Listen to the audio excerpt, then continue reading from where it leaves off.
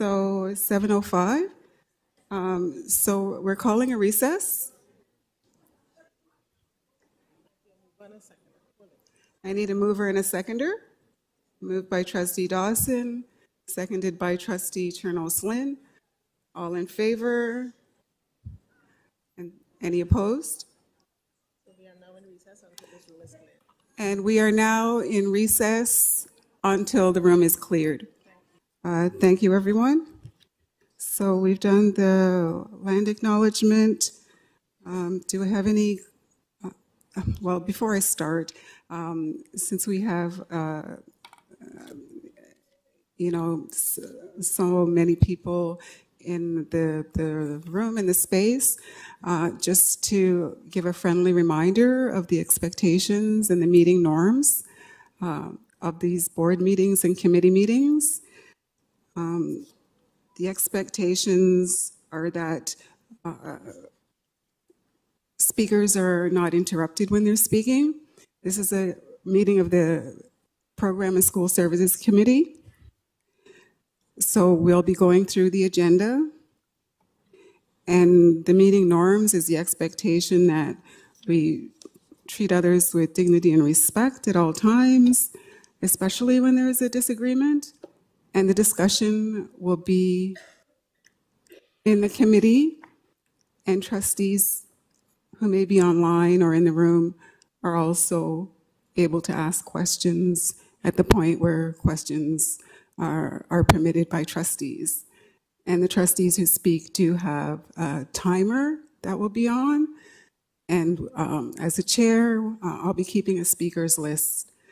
So just to be clear about the meeting norms, no interruptions, respect is the expectation and the meeting norms.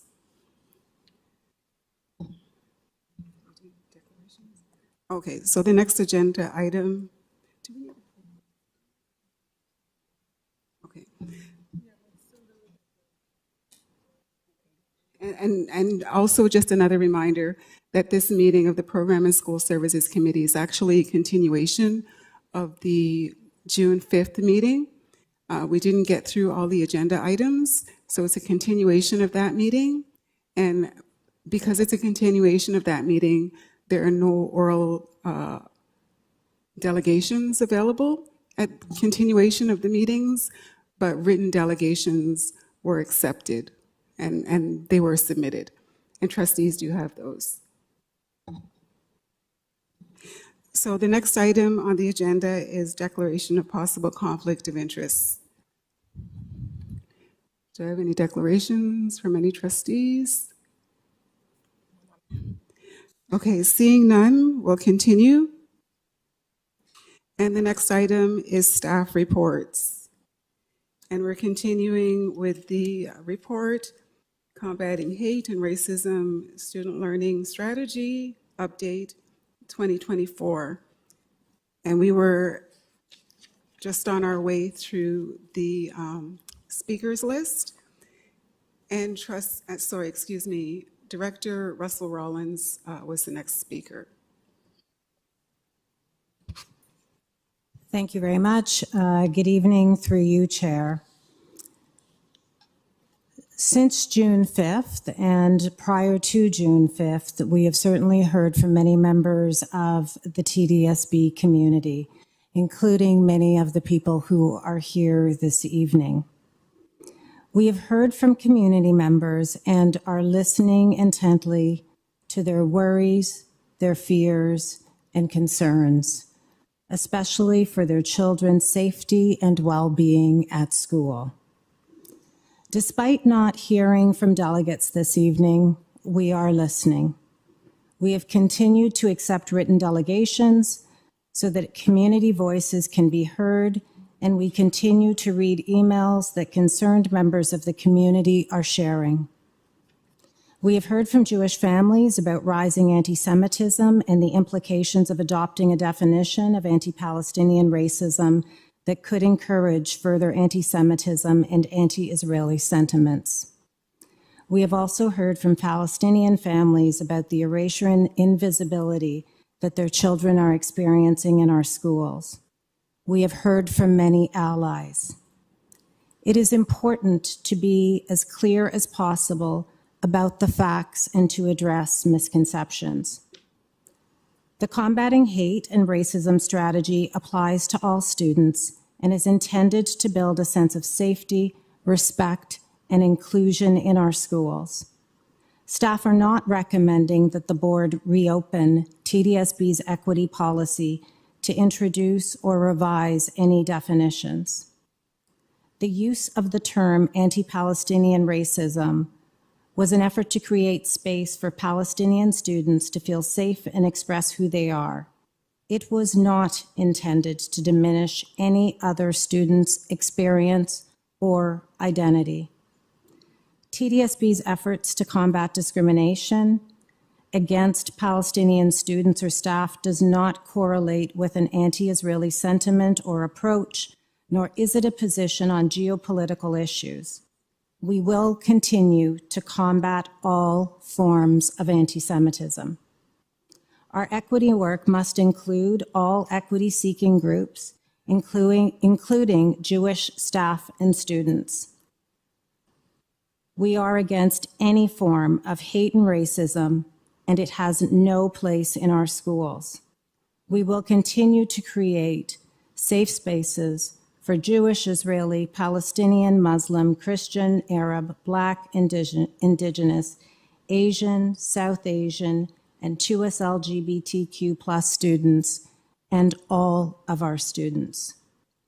Our schools are places where we expect respectful conversations and welcome different perspectives.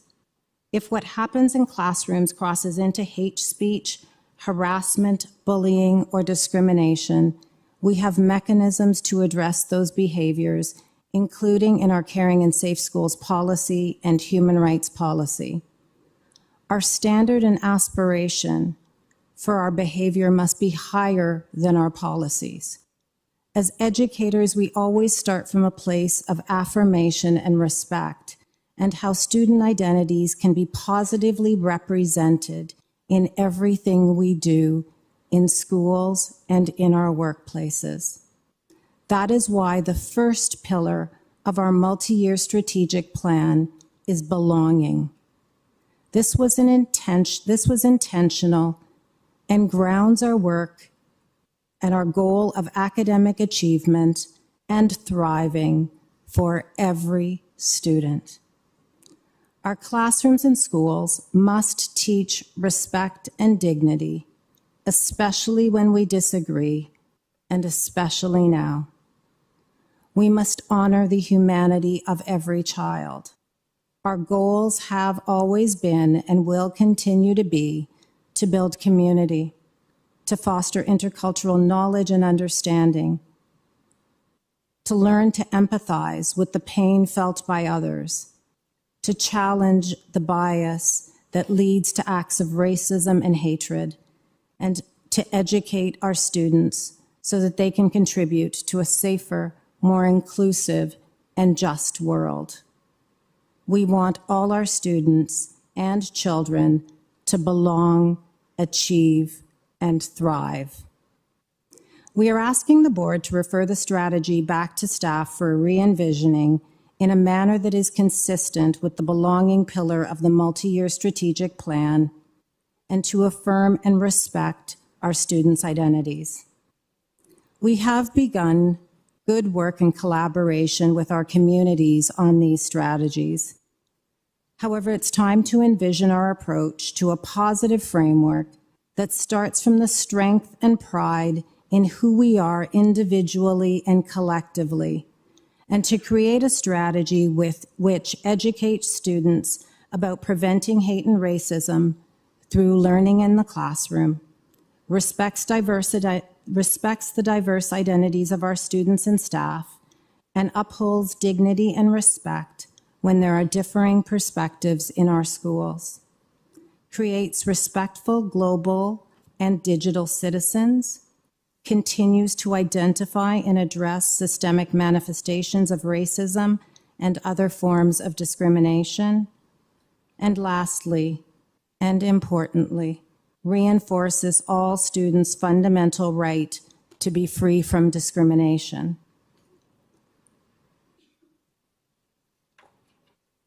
Let us continue to build on the important work that has been done with multiple communities strategy to date. Their feedback will play an important role in informing our new approach. Schools and indeed boardrooms must be places where we build community.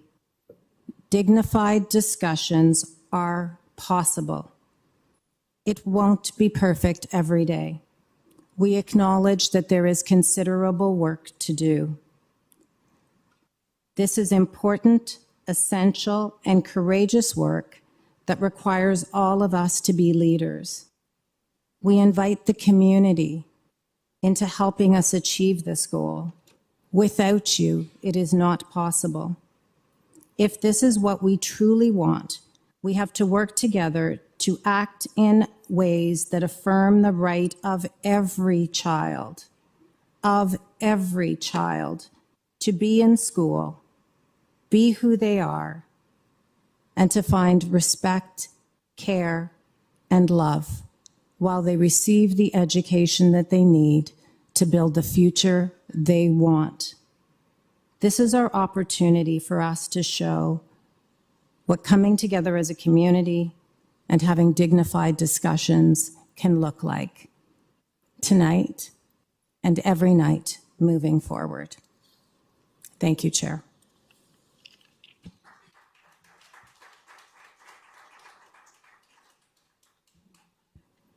Thank you, Director Russell-Rawlins. The next person I have on the speakers list, Trustee Chernos-Lin. So I wonder if we can put the motion for referral on the screen.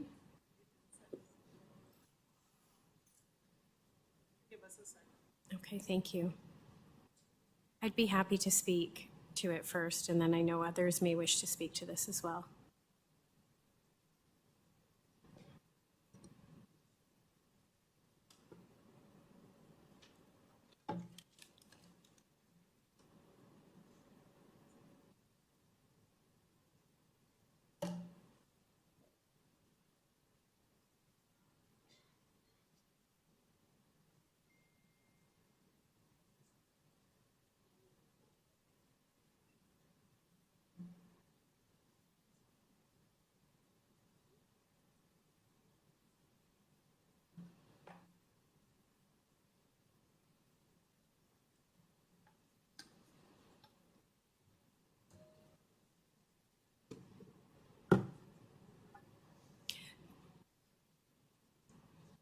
Thank you. So there's a motion on the screen to send this strategy back to staff for re-envisioning in a manner that is consistent with the belonging pillar of the multi-year strategic plan to affirm and respect student identities.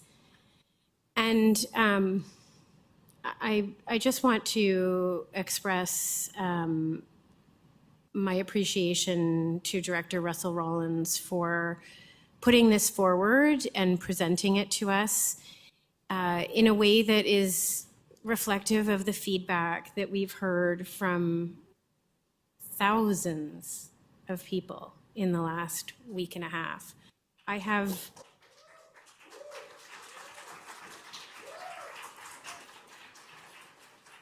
received, and I'm chair of the board, so maybe I've received more emails than other people, but I've received over 6,000 emails that I have yet to open. I've had many more than that I have opened and many that I have answered. I have not answered every email. I have simply not had the time or the bandwidth. But I do want to say that I appreciate everyone who has taken the time to write, because I know that it comes from a place of care about public education, care about our students, care about our city, care about our country, and care about the way forward for all of us. And it comes from a place that is, I know, of pain on all sides. I have received emails that run the gamut of every perspective and new perspectives coming in each and every day. I represent a riding many students who are Palestinian, and many students who are Jewish, and many students who are Armenian, and many students who are Russian, and many students who are Asian, from all different Asian countries, including my own children, who their dad is from Taiwan. And I have multiple identities as well. So I want to express to the community who's here that it is deeply important to me that every single child who walks into our schools needs to feel affirmed in who they are. They need to feel safe. They need to feel secure, and they need to feel a sense of belonging. And that is deeply embedded in our multi-year strategic plan that I'm very proud of that we just passed. So I really wanted to reflect on the fact that what I think was missing from this report was acknowledgement of the rise of anti-Semitism that we have seen.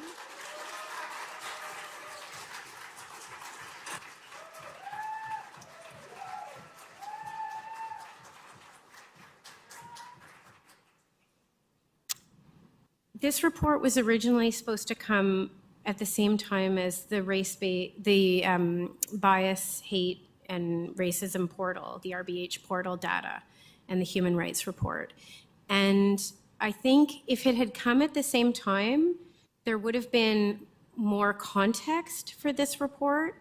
But the fact that this report, please just let me finish, the fact that this report came on its own without that correlation about the rise in anti-Semitism, the addition of anti-Palestinian racism without explanation of what that was and what staff were thinking, I think has caused a lot of concern, fear, questions. And I think even more than that, when I think of the best reports that we get as trustees, they always tie back to how this applies in a classroom. How does this apply in a school setting? When we get a mathematics report or a literacy report, we get insight into how the strategies staff are employing are happening in a classroom. What was absent from this report for me was what happens when a student discovers they go into a bathroom and there's graffiti, there's a swastika. What happens in that case? How do we handle it? What happens when a child's hijab is ripped off? What happens if a Palestinian student identifies as Palestinian and another kid teases them and calls them a terrorist? These are things that happen in our schools, and I know that because they come through as a trustee. I hear about those things. These are things that we don't want happening in our schools. We want all kids to feel a sense of belonging. We want them to feel included. We want them to feel respected. We want them to feel comfortable in who they are.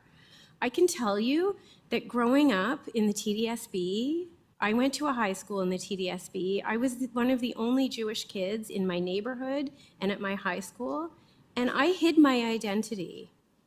I don't want any child in the TDSB to feel that they have to hide their identity.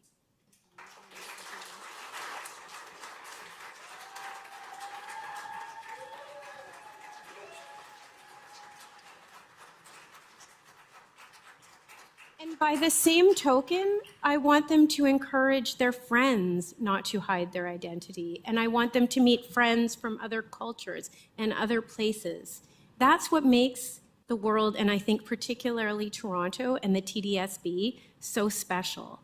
That's why I send my kids to TDSB schools, because we do have a mix of cultures. We learn from each other, and we make for a much more interesting and wonderful society because we all learn from each other, we all come together, and we all build.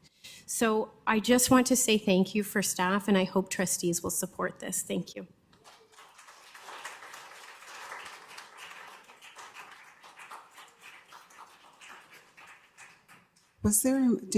Were you moving that? Do you have a mover and a seconder? I think I have two people across the room. Okay, so Moved by trustee Chernos-Lin and seconded by trustee Dawson. Now we're gonna open the discussion. So I'm looking to see if there's a speakers list, if there are any speakers. Trustee Lulka-Rotman.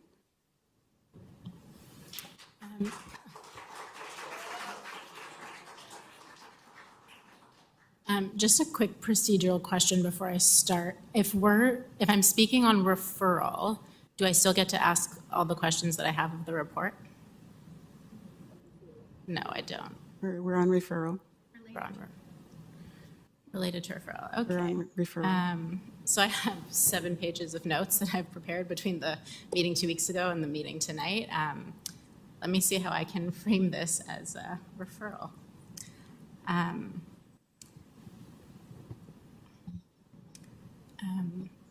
I wanted to start by just saying how important it is that we are having this conversation, grateful for the opportunity to continue to ask questions. And I really wanted to thank our audience members for being here today.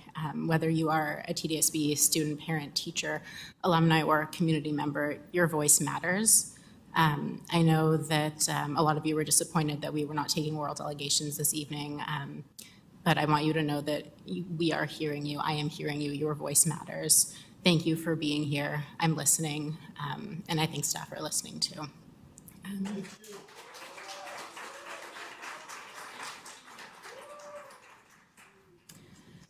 So speaking on referral, as I mentioned at the previous meeting, I'm deeply disappointed in this report for 2 main reasons. Firstly, that this report was completely silent on the unprecedented rise of anti-Semitism that Jews in Toronto are experiencing since October 7th, documented both in Toronto police statistics and our own TDSB data. And secondly, that the introduction of an anti-Palestinian racism strategy without data, without public consultation, without proper consideration of the impact, and without any mention of a plan to combat anti-Israeli racism, which I know is prevalent in our board, is overtly political, needlessly divisive, and does not contribute to a school system where everyone feels safe and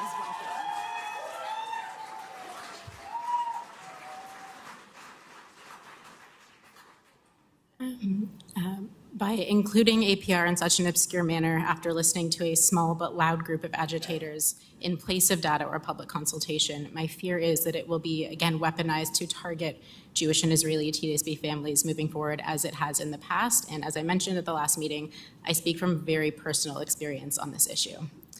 And I'm going to circle back to that. One of the things that I really wanted to address tonight, in previous meetings, I wanted to address something that we heard in previous delegations. We heard a lot of misinformation at previous meetings about the International Holocaust Remembrance Alliance definition of anti-Semitism. Several delegates at previous meetings have asserted that the IHRA definition is problematic because it labels anyone who criticizes Israel as anti-Semitic, and this categorization of IHRA is completely false. The IHRA definition is actually very clear that criticism of Israel, the same way one would criticize the Canadian government, for example, which I know many of us in this room do often, is not inherently anti-Semitic, but rather that demonizing or delegitimizing Israel's right to exist does in fact cross the line into anti-Semitism. The only reason I see for someone to be opposed to the use of the IHRA definition is if they are opposed to Jewish self-determination and wish to advocate for the destruction of the world's only Jewish state.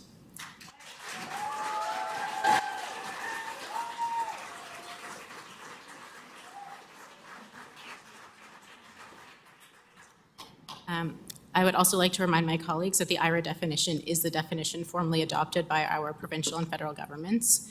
The federal government is currently working on a handbook for interpretation and application of the IHRA definition, led by Canada's Special Envoy in Combating Anti-Semitism, Deborah Lyons. If I were asking questions of staff on the report, I would be asking if staff was aware of this handbook that's coming. It's supposed to be published June or July, sometime soon, hopefully. And hopefully, if this is referred back to staff, I hope that staff would consider how they plan to incorporate this guidebook to help the board apply the IHRA definition at the TDSB.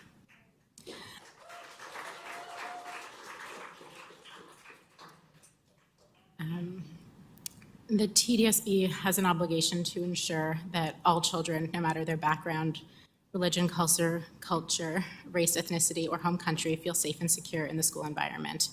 And I strongly feel that wading into difficult geopolitical issues is moving us in the wrong direction away from that goal. I'm concerned about the introduction of an APR strategy without sufficient due diligence, study, and analysis of its serious implications, and without the opportunity for broader consultation. My first concern is that APR is being introduced in this report without a clear understanding of its definition. And we've heard from staff that they do not intend to include a definition. So my concern is that by not defining APR, you create a void which leaves it up to interpretation. So every school, teacher, administrator is supposed to decide for themselves. Most people will likely default to the definition proposed by the Arab Canadian Lawyers Association, especially because this is the definition being pushed by partisan activists. While I'm a firm believer in a two-state solution and acknowledge the suffering of both Israeli and Palestinian people, I'm very concerned about a definition of racism that includes disagreeing with Palestinian narratives. As I understand it, this is part of the definition of APR as set out by the Arab Canadian Lawyer Association. Narratives are stories. Narratives are interpretation of fact. They are not facts in and of themselves. In a free and democratic society, people must be able to hold and share differing narratives. Thank you, Trustee Lulka-Rotman. Your time has expired. Thank you. Can I go back on the list, please? I'll go back on the list. I'll go back on the list. I get 5 I'm going minutes. to I ask can go for back on the order list. in the room. The meeting is conducted in compliance with our bylaws and our meeting norms. The next speaker, Trustee Dawson. I struggle to find words to express my heartfelt sadness for the profound grief of students and families in light of the events that are unfolding. I wish to offer my condolences to all of those affected by the tragic loss of life and human suffering resulting from the ongoing violence in the Middle East. The situation is deeply distressing as many students and families in my ward, Ward 9, and across our board have loved ones there. I recognize that many within our communities hold various political viewpoints. My personal position is that school boards should strive to validate and honor the experiences of all children, our students. We have received many emails, phone calls, and delegations from Jewish families sharing that their children have felt unseen, unheard, and invalidated regarding their experiences with anti-Semitism. We have heard from Palestinian families sharing that their children have felt unseen, unheard, and invalidated regarding their experiences with anti-Palestinian racism. In our schools, we teach children to hold values of peace, safety, mutual respect, and care. We promote inclusivity, respecting and honoring our differences, united in our care for each other. We teach our children that discrimination against Palestinians, anti-Semitism, and any form of hate is not tolerated. When the Combating Hate in Student Learning Strategy reports were released, there was no tie-in to the increased levels of discrimination and hate faced by our communities, whether rooted in quantitative or qualitative data. While many are looking to data to substantiate the needs for specific strategies, what I see behind many of these viewpoints is an ask to support a binary outlook to a geopolitical conflict that ultimately leaves some students behind. I believe the direction of our board should be to validate, honor, and affirm all student identities. I believe our students when they say they have faced anti-Semitism. I believe the accounts of anti-Palestinian racism. I do not believe that the student experience of these forms of discrimination are mutually exclusive. Some of the public are encouraging us to see these issues in a binary way, but an overall strategy for combating hate should not feed into a binary outlook. It should exist to affirm all students' identities, irrespective of what they are. This report, although meant to address all forms of racism, bias, and hate impacting or involving students, comes at a time where any decision we as trustees make will be perceived to be a personal value statement on a current geopolitical conflict. I cannot, in good conscience, play into that. I do not feel that one person's lived experience negates another. And this is not just about two forms of hate. It is a plan to create a strategy that addresses all forms of hate that exist and impact students in their own unique ways. The way this report is presented is totally disjointed and has created mass public confusion where the rampant spreading of disinformation only causes harm to our children. I don't feel that the current Combating Hate report honors the experiences faced by our kids. I am going to vote to refer back the report to staff as the director has requested because I don't think it is as fulsome as it needs to be. It does not provide substantive enough plans to address forms of hate cited within it. I wholeheartedly agree with the director's position that we need a strategy that centers student belonging. To those of you listening, I want you to know that referring the report back to staff does not negate or dismiss the lived experiences of Palestinians. We are not voting today on whether or not to include anti-Palestinian racism in our strategy. It is already in our strategy and has been for 3 years. It is not coming out. That is not the point of referral. I support the inclusion of a more robust strategy for combating anti-Semitism in our school board at a time where anti-Semitic incidents in our communities and schools have reached an all-time high. I find it unacceptable that this was not acknowledged in the current iteration of the report and would like to see staff do better. We cannot ignore the rise in anti-Semitism, the heightened levels of fear in our Jewish communities, and the impacts these things have on our children. I have to say, this is the most stressful position I have ever been in, as the last thing I want to do is make any community feel like I don't care about them. I do. I want to see a strategy that centers student belonging. Thank you, Trustee Dawson. The next speaker on the list, Trustee Shan. Thank you, Madam Chair. Through you, Madam Chair, I just have a few questions to staff. Firstly, I wanted to understand if the staff think whether the report, the way it's presented, was inadequate, or whether the work that's being done by the staff in the equity department as inadequate. Through the chair, I said in the previous meeting that the report does not fully represent what is happening in our schools to combat anti-Semitism or to address so that the public can see what actually is happening in classrooms. So through you, Madam Chair, I'm just trying to struggle a little bit with re-envisioning the work or re-envisioning how the report is presented. Because those are two different things. If the work is being done and did not get reflected in the report, then that is in terms of presentation and report. But I wanted to go back to the director through you, Madam Chair, since it's been mentioned a few times that the director is asking for this to be referred to have a re-envisioning of the work. I want to understand what that means. Is the director uncomfortable with some of the way equity work is undertaken now that is being proposed to be changed, or is if the director, through you, Madam Chair, could clarify what re-envisioning would look like? Thank you very much. Through the chair, we are proposing that we re-envision or recreate the strategy so that it is a strategy of how we create affirmation of student identities in this global context, working through a strategy, and I believe I've shared this on multiple occasions to the board, that looks at how we fight different forms of discrimination and racism in classrooms, requires a tremendous amount of education as well as understanding of the lived histories of different communities.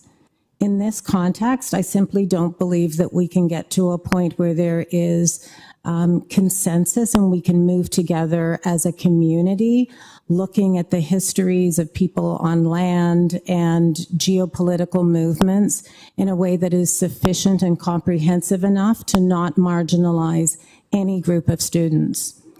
So in counter to that, we are looking at how we create a strategy of belonging and affirmation by centering how students talk about their experiences, whether that's the who am I that students seem to do in kindergarten and then again in grade 4 and then again in high school in some activities, and being able to express who they are and who their families are, and for us to create opportunities for students to better understand each other and to ask questions and to demonstrate compassion, and where they disagree with each other because their experiences are different, that we're able to do that in a way that actually respects each other. And I believe that that is ultimately more achievable. It is where most of our staff want to be and are trying to be in the orientation of their teaching, and it's where we as a world, I think, really need to be starting in our classrooms. Thank you. Through you, Madam Chair, just wanted to, I mean, consensus is a great thing when achieved, and I understand that we should strive for consensus, but I wanted to ask through you, Madam Chair, to the director. We've had many introduction of human rights related work within the school board where we've had we have not had a possibility of having everyone on board. How does decision making happen around supporting our children, supporting our communities, even in light of opposition, if it's the right thing to do? Through the chair, could I ask for a little bit more elaboration on the question, please? So would re-envisioning this work necessitate that we need to have consensus within our TDSB community to act on human rights related work? Thank you very much. Through the chair, human rights work happens through our human rights department. Our work of affirming and respecting students and creating positive learning spaces for them happens through a number of different vehicles.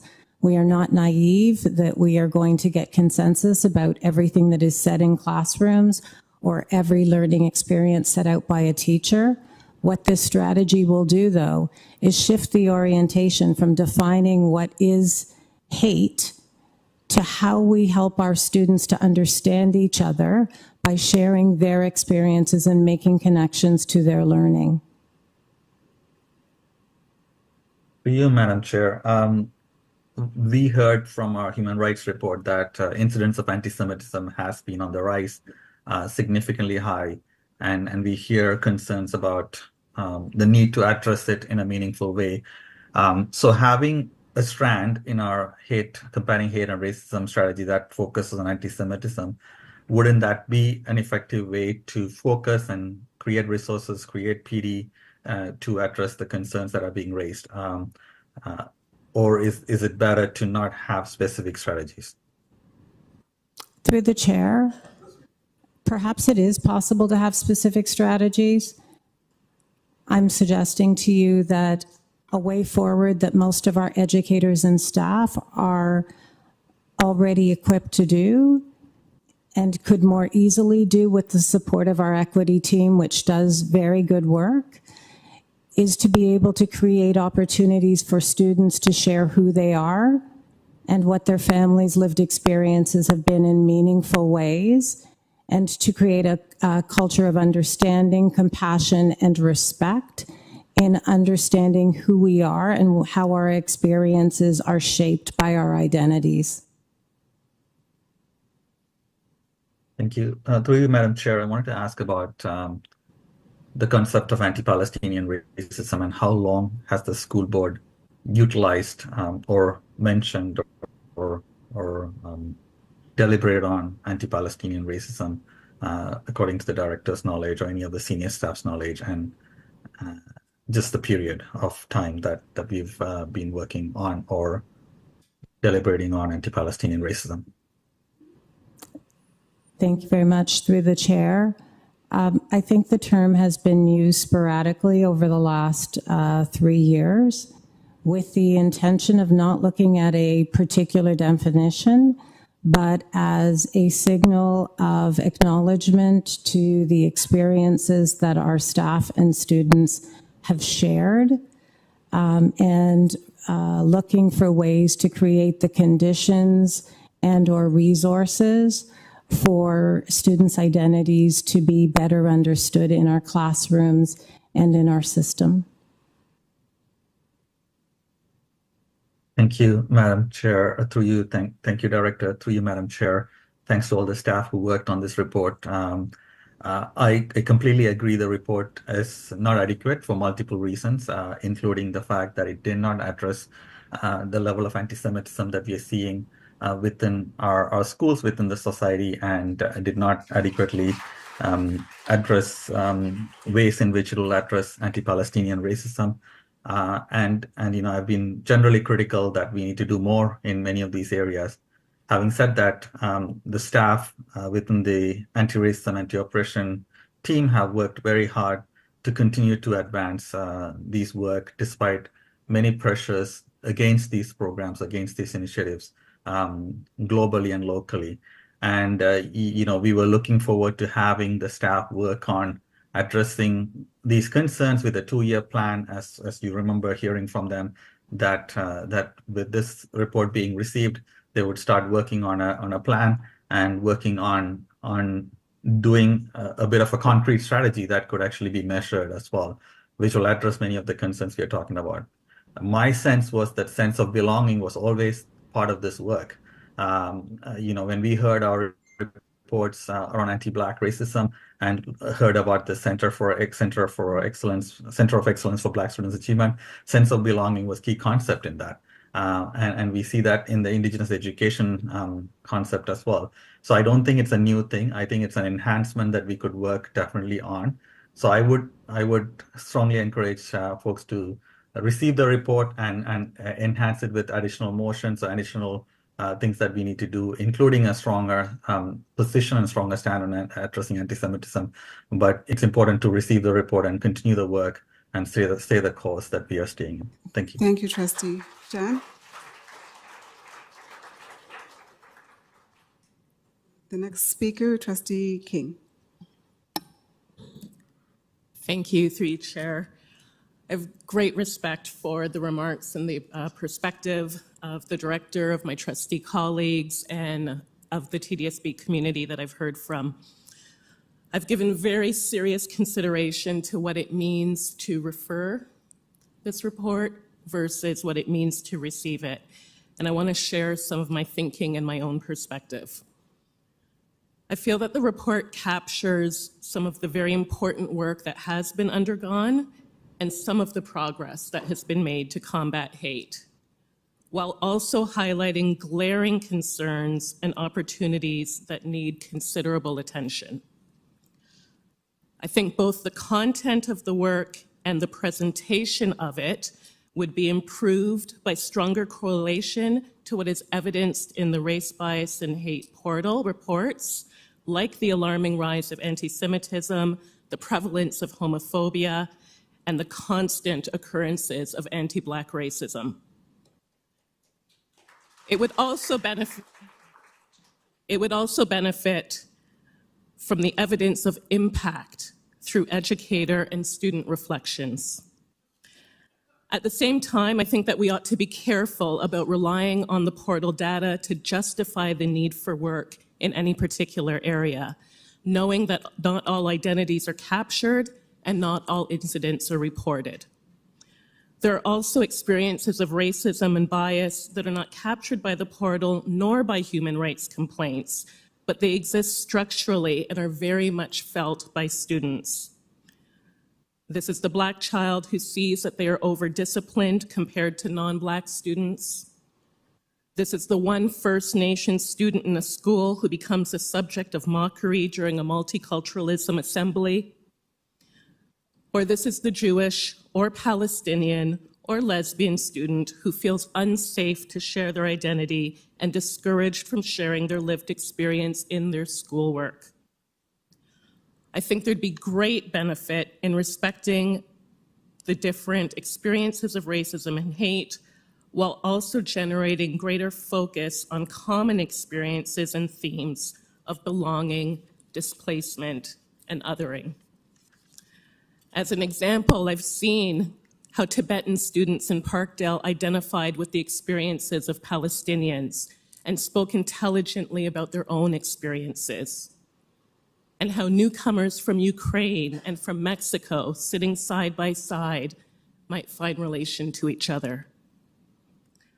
I think that we can look ahead with honesty about the improvements that are needed, and even pivot in strategy without diminishing the important work that is documented in this update. When I was at the Envision conference, I saw over 300 largely white-presenting 2S LGBTQ+ students and allies learning from racialized and trans speakers and workshop presenters that were very intentionally centered in that event. And when I was at the Black Student Alliance showcase, I heard elementary kids share in their own words how meaningful it was to be together, to be leaders in their schools, tackling the use of the N-word and implementing their ideas. Recently, I was encouraged when parents from my ward told me how Toronto Jewish families and Toronto Palestinian families have been meeting with staff since 2021, and how the naming of anti-Palestinian racism was felt to be the first concrete thing to come out of those conversations. So I don't think that we should discredit this progress, and I fear that referral will do exactly that, in addition to sending a chilling effect through the system where this is perceived as permission to slow down or to stop. I think that we can receive the update at the same time. We should absolutely be asking why so few staff are doing the professional learning on anti-Semitism that has been offered. Why the ministry did not grant the request for a dedicated course code that would allow more secondary students to access the Deconstructing Anti-Black Racism course. How do we share learning and build capacity among our superintendents, principals, and teachers when they vary in political acuity, coaching abilities, and classroom practices? How do staff do better to make all of this work have meaningful traction in ways that are respectful of our differences, yet not divisive, and within the resources asking for available order. to us? If there is disruption in the room, I will need to call a recess. If there's disruption in the room, we'll need to call a recess and clear the room. I'm going to use my last few seconds, if that's okay. You had okay. Yeah. So you were, can you go back? Yep. Yes. Okay. Okay, thank you, Trustee King. The next speaker, Trustee Lulka-Rotman. You were back on the list. Thank you. So just to continue where I left off. So the definition of, without defining it, within that void, the definition of APR is so broad that it could be used to punish teachers and students for disagreeing with Palestinian narratives, stories about historical events and geopolitical issues. This APR definition goes well beyond ensuring equity and protecting against discrimination and harassment, and could be used to silence all voices in opposition to a particular narrative. And who decides what is the correct narrative? How is it possible for TDSB administrators, teachers, and students to become the arbiters of what is or is not a correct narrative? Opposing and differing narratives may be upsetting, but they cannot and should not give rise to discrimination and hate. It is the obligation of our public school system to teach children to be tolerant of different perspectives of narratives, and this definition of APR does the opposite. My next concern is about data, or in this case, the lack thereof. Page 4 of the report indicates that APR was brought forward in response to community voices. Why are we not using meaningful data to inform our work? Anti-Semitism is skyrocketing, and not only is this report silent on that completely, but staff looked at our data showing that anti-Semitism has risen by 300% in the last 2 years and said, no, let's ignore that. Instead, now's the time to include APR unilaterally with no mention of anti-Israeli racism. Why?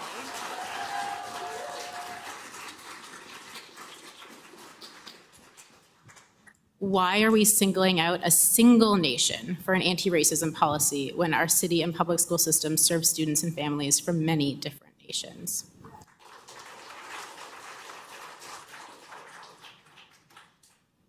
When do we get to see this anti-Semitism strategy? Is it being prioritized in light of the unprecedented wave of anti-Semitism that Toronto is experiencing? And does staff have an estimated timeline for this? Sorry, am I allowed to ask questions of staff? Am I allowed to ask questions of staff? Okay, It's a question. sorry, through the chair, does staff have an estimated timeline for us to see this strategy to combat anti-Semitism?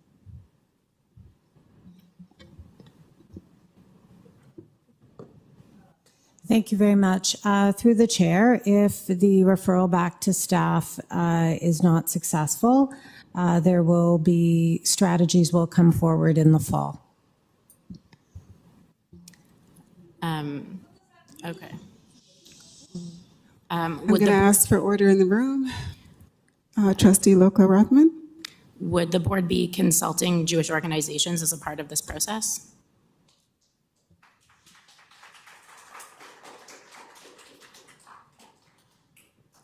Through the chair, staff have been consulting Jewish organizations in the development of the anti-Semitism strategy. Okay. In a previous meeting, a member of the public who came here to delegate took a picture of myself and another Jewish trustee and circulated it on social media, accusing us of being pro-genocide. Will this anti-Semitism strategy address the modern forms of anti-Semitism that we are experiencing, including anti-Israeli racism and anti-Zionism?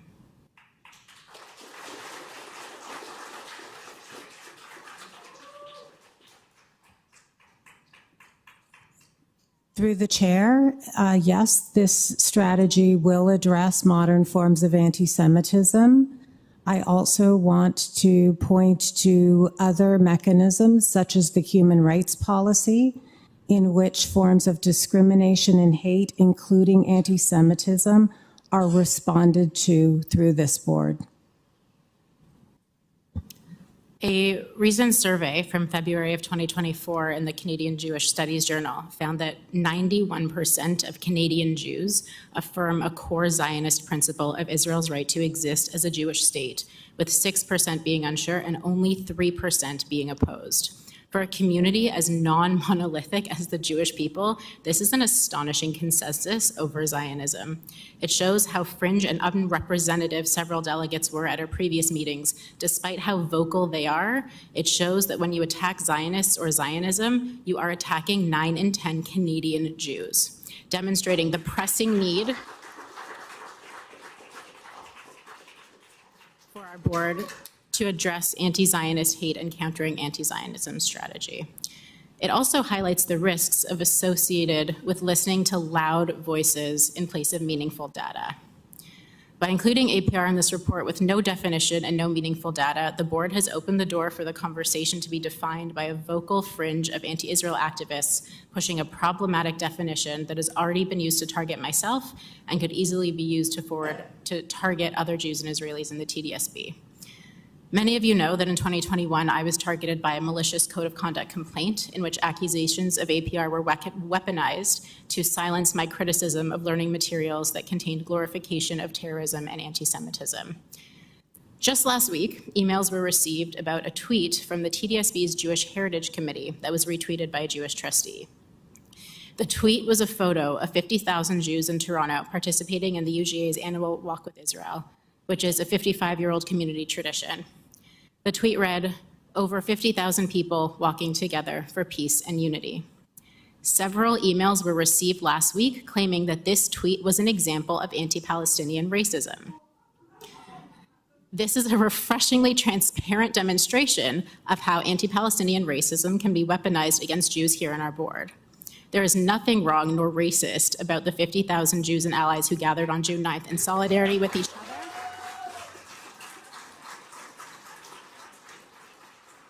and half of the world's Jewry who live in Israel. There is nothing wrong with being a proud Jew who has a deep connection to their ancestral homeland. And in fact, this statement describes the vast majority of Canadian Jews.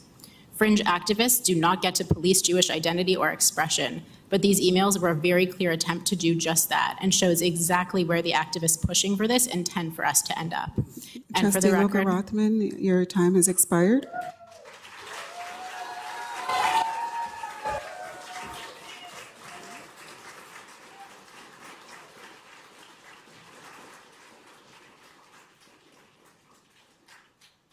Trustee Ehrhardt, you're next on the speakers list. And this is on the motion that's in front of us, referral.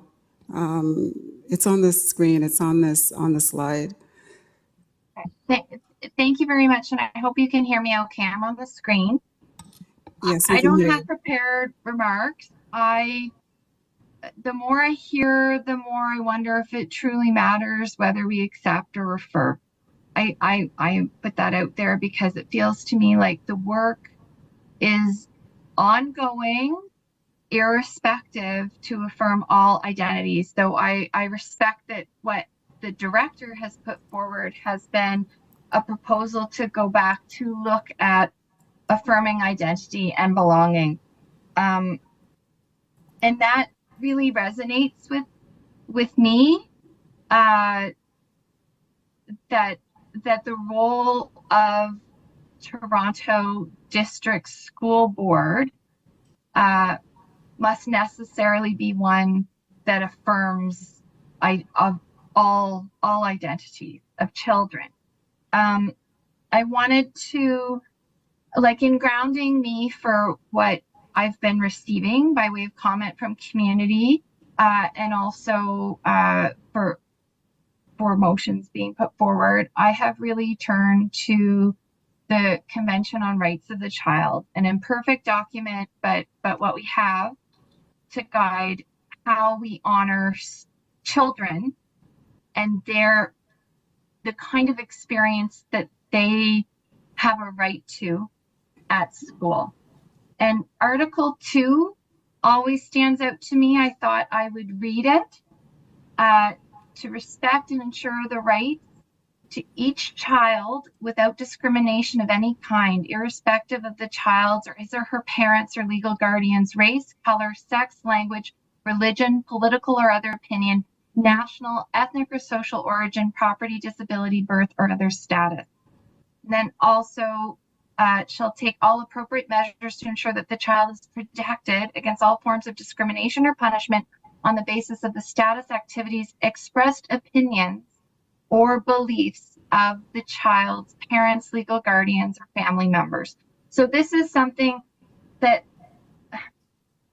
I offer as an imperfect offering, that we are speaking about children and their experience at school, not the views per se of adults. And so I want to offer the importance of trauma-informed approaches. What children are seeing on the news, what they are seeing on social media, what they are experiencing in their families is around death and destruction. And that's irrespective. That's irrespective of family origin. The stories we hear from Palestinian children around loss of lives need to be honored and heard in Toronto schools. Similarly, the stories heard from Jewish children with a strong affiliation to Israel or Israeli children around loss are valid. They're all valid and need to be honored at schools. So I just simply wanted to put that out there. What I'm hearing in my imperfect knowledge and context of this is that that this is incredibly complex for staff to navigate at a school level, and that anything put forward needs to be reasonable for staff in schools all day with children. And so I put that out there.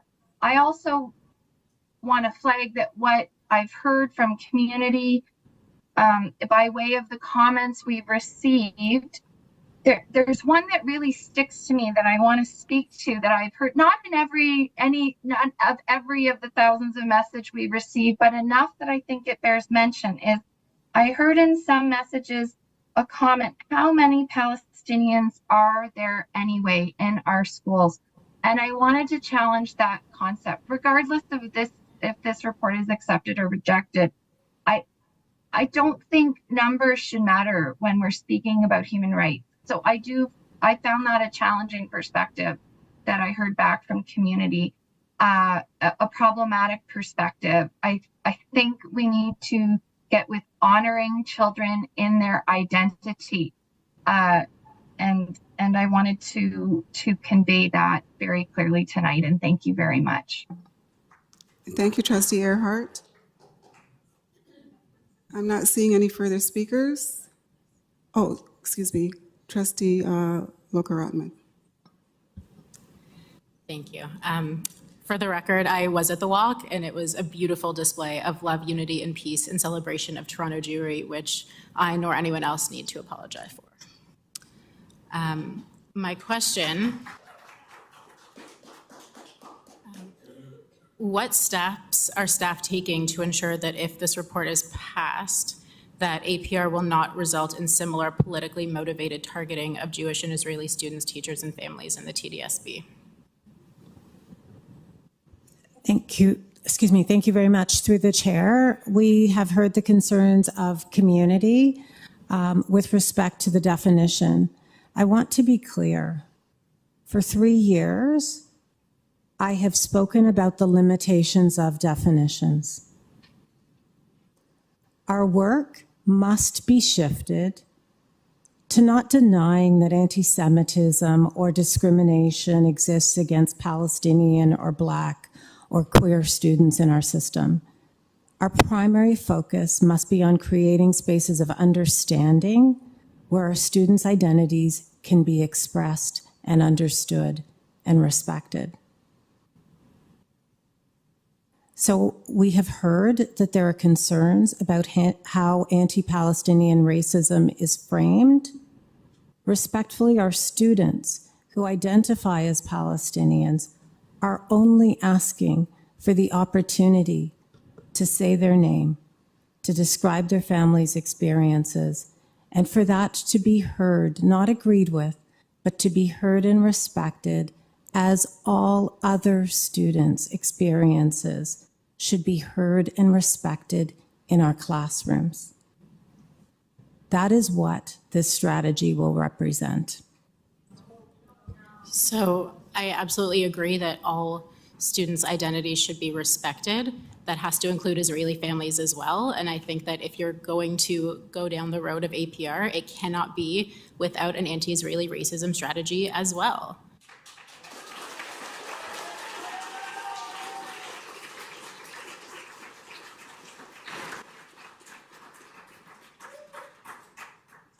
Through the chair, if I may add, the referral back to staff is a different orientation that of course includes Israeli students. It is not a strategy that is a identity by identity specific strategy. It is foundationally how we create opportunities for every student to express themselves. That is the shift between the referral back to staff and what it is you are seeing in the report in front of you. Thank you so much for that clarification. The next section of my notes was actually to go through the report. I had a lot of questions about the report itself. The first thing I noticed in looking at this report and the original report that came to us in 2022, the original report came to board for approval, and this report that contains substantial changes is coming to us for receipt and not approval, and I'm wondering if staff can clarify why that is. Thank you very much. Through the chair, the original report was an adoption of a strategy. This was considered to be an update and wholly consistent with the ways in which we'd been describing the work that we were attempting to do through various reports that had been presented to the board.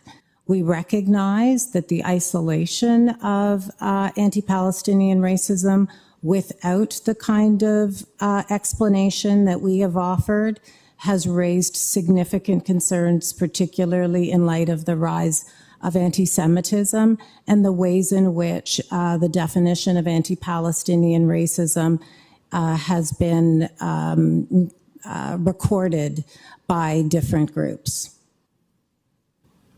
Thank you. On page 2 of the report, under caregiver engagement. Trustee Lulka-Rotman, are you speaking to the referral? Where the motion in front of us is the referral of the report. Right, but I never got an opportunity to ask questions about the report, and I think it's important to understand, right? We're saying either we're referring it back and not moving forward, we're going to get something totally different, but if we're not, I have a lot of questions.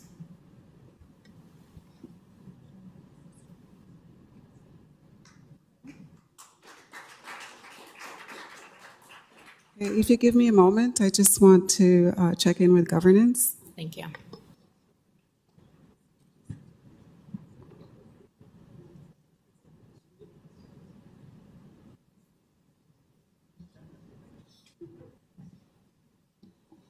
Okay, just clarifying the question. So it is on referral, but you're asking if it's a totally, just clarify your question, please.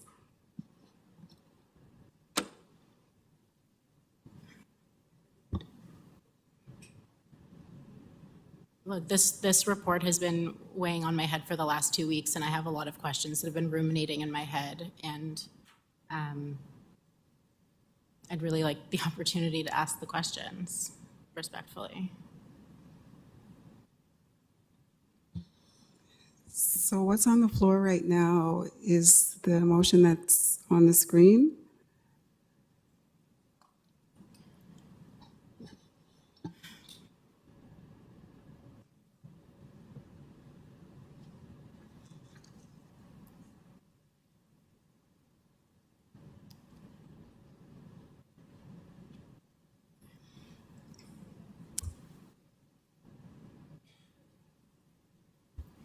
Okay, I will jump ahead to my conclusion then.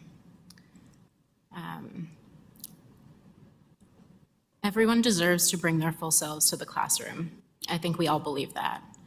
And that has to be inclusive of Palestinian, Israeli, Muslim, and Jewish students.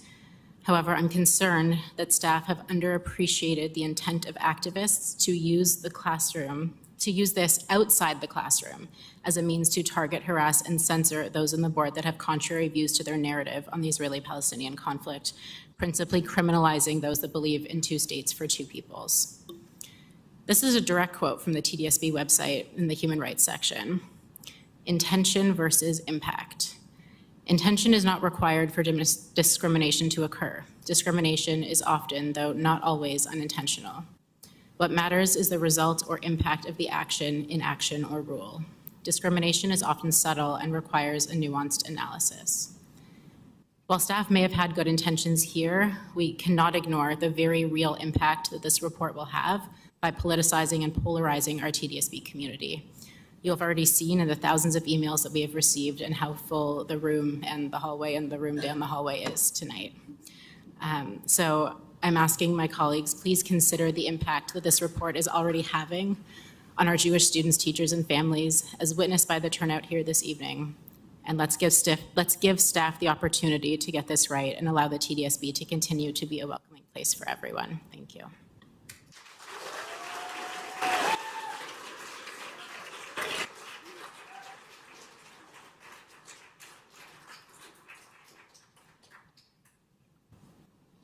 Trustee Rajikula-Singham. Thank you to the chair. I want to thank our director first for her words and for always bringing it back to those who matter the most and the reason why we're all here, our students. And in those, and in particular, those who continue to face different forms of racism and discrimination. I want to thank staff for their work. I know this strategy took a few years to get to where it is today. I'm reflecting on when this was conceived and the kind of environment that we were in as a school board. And I was very proud to see this multi-pronged approach staff were taking. There is no one way that we dismantle racism and hate. There are many instances of racism and hate taking place in our schools. And while we must respond to those instances, we must also look at preventative measures, engagement strategies, increasing belonging, reflective schools and curriculum, as well as specific strategies to address the different forms of racism and hate. In my ward, in all of my high schools, students have raised their voices and shared their concern of feeling invisible, unseen, and under surveillance. These were protests that Palestinian students had undertaken. Teachers whose social media accounts were under surveillance had also shared their concerns.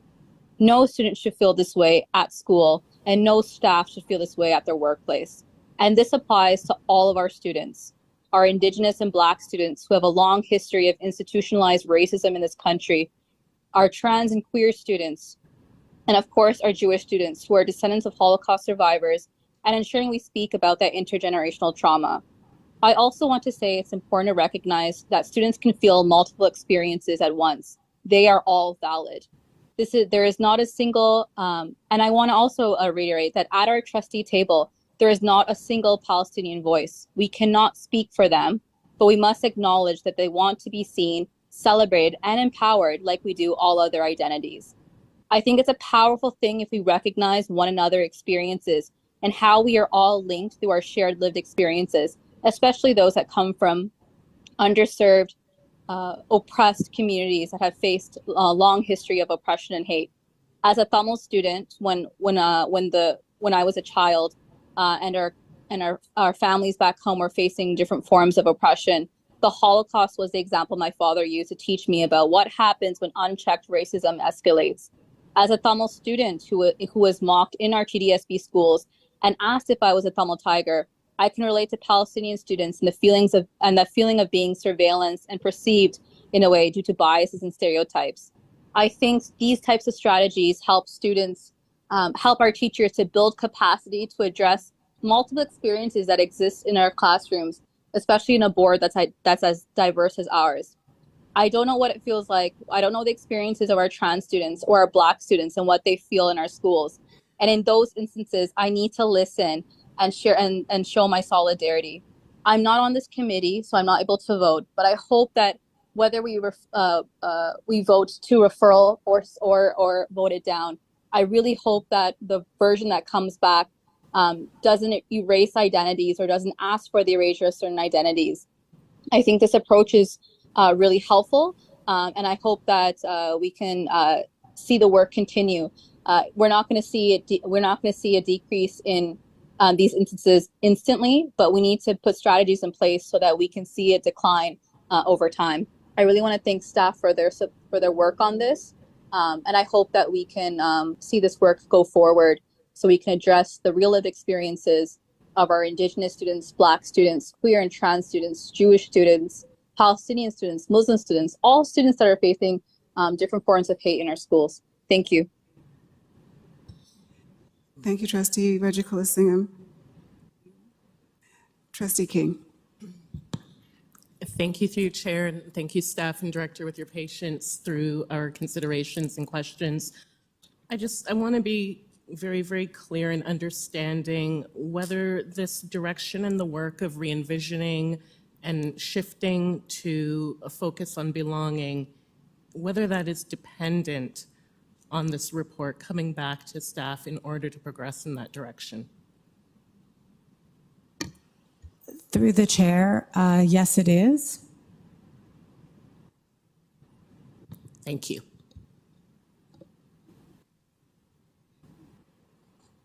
I do not see anyone else on the speakers list. Trustee Chernos-Lin. Mention that after we finish this item, I have a business arising motion from this report. Thank you. So seeing no other speakers on the speakers list, we'll open the vote.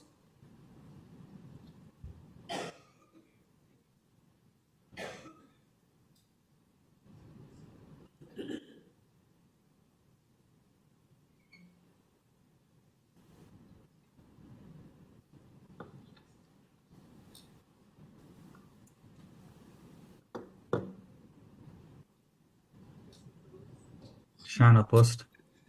Trustee Gose? Trustee Ghost is opposed. Trustee Shan? Shan opposed. Trustee Dawson? In favor.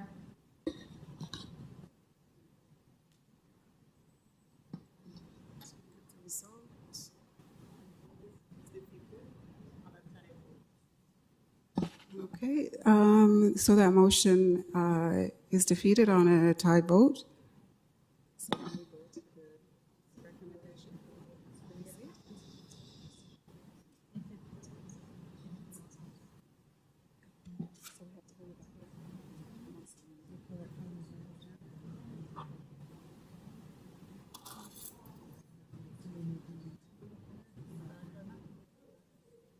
Okay, so we're back on the main motion.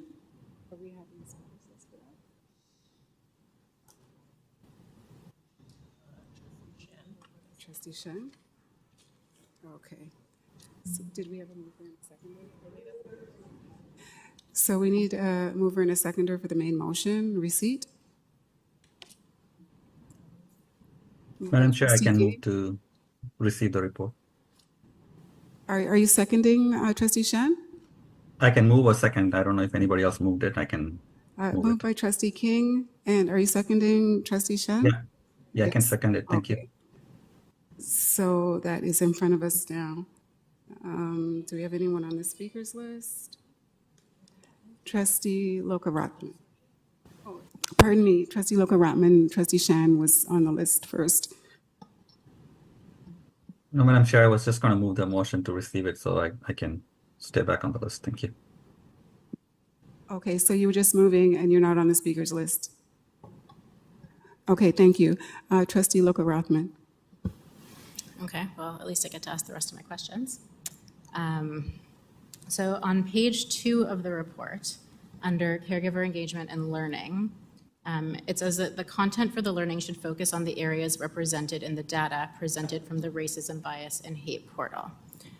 To be honest, I actually laughed when I read this because I remember sitting here a few months ago in a meeting where it was explained to us that the portal is actually not supposed to be used as a tool to report on data, but actually supposed to be used as a tool to track incidents specifically and how they're handled.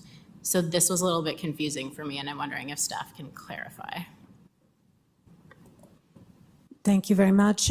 Through the chair, I would respond to that in 2 ways. First of all, the strategy is intended to align to the human rights data, not to the portal data.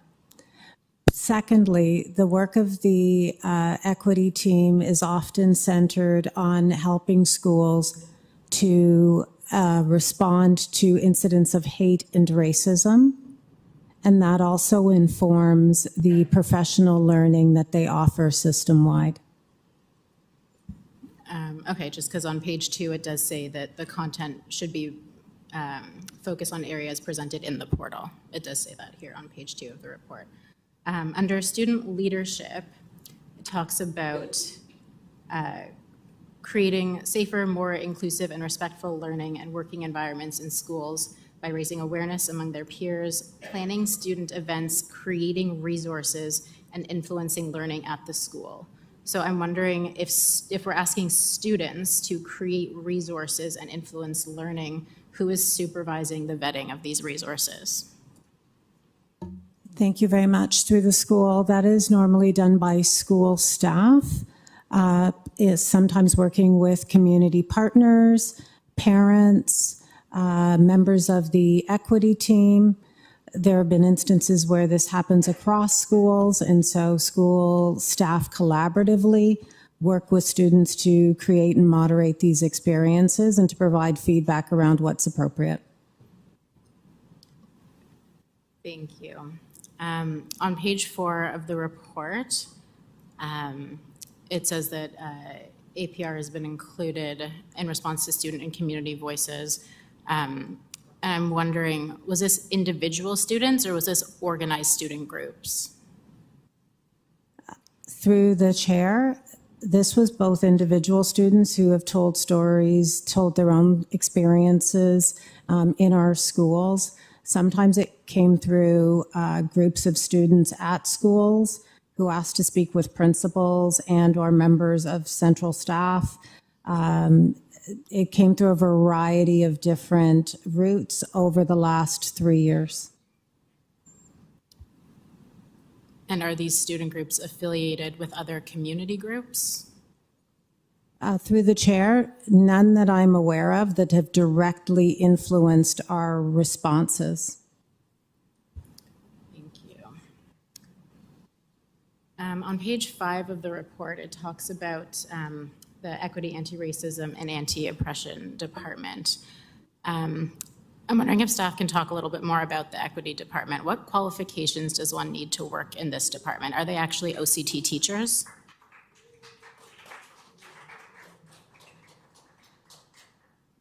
Through the chair, they are qualified teachers.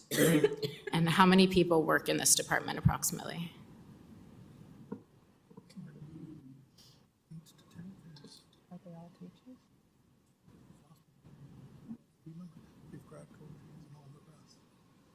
Thank you very much. Through the chair, the staff who do work in schools fall into a number of categories. Our equity coaches are teachers, our graduation coaches, which is a ministry-sponsored program, may have other qualifications, such as social workers. We do also have social workers on our teams. So those are some of the qualifications of the staff who work directly with schools. Predominantly, they are equity coaches who are OCT qualified, as well as graduation coaches. Do we have any Jews working in our equity department?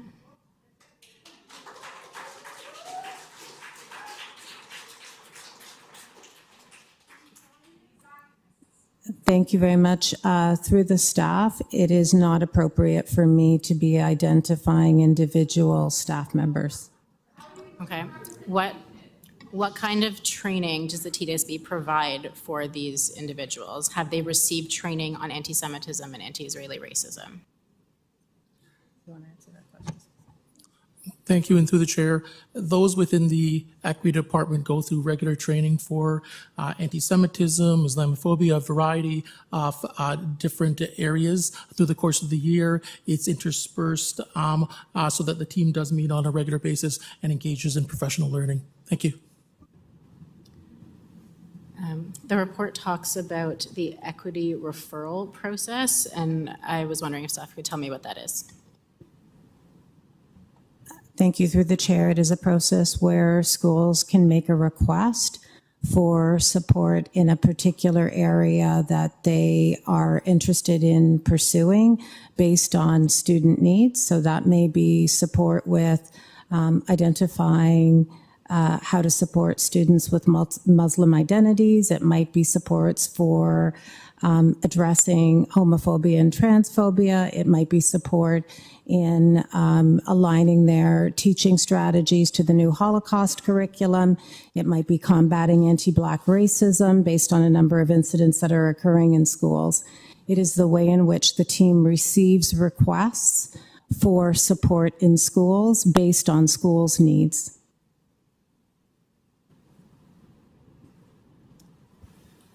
On page 6 of the report, it talks about facilitating affinity spaces for Jewish Student Association staff leads.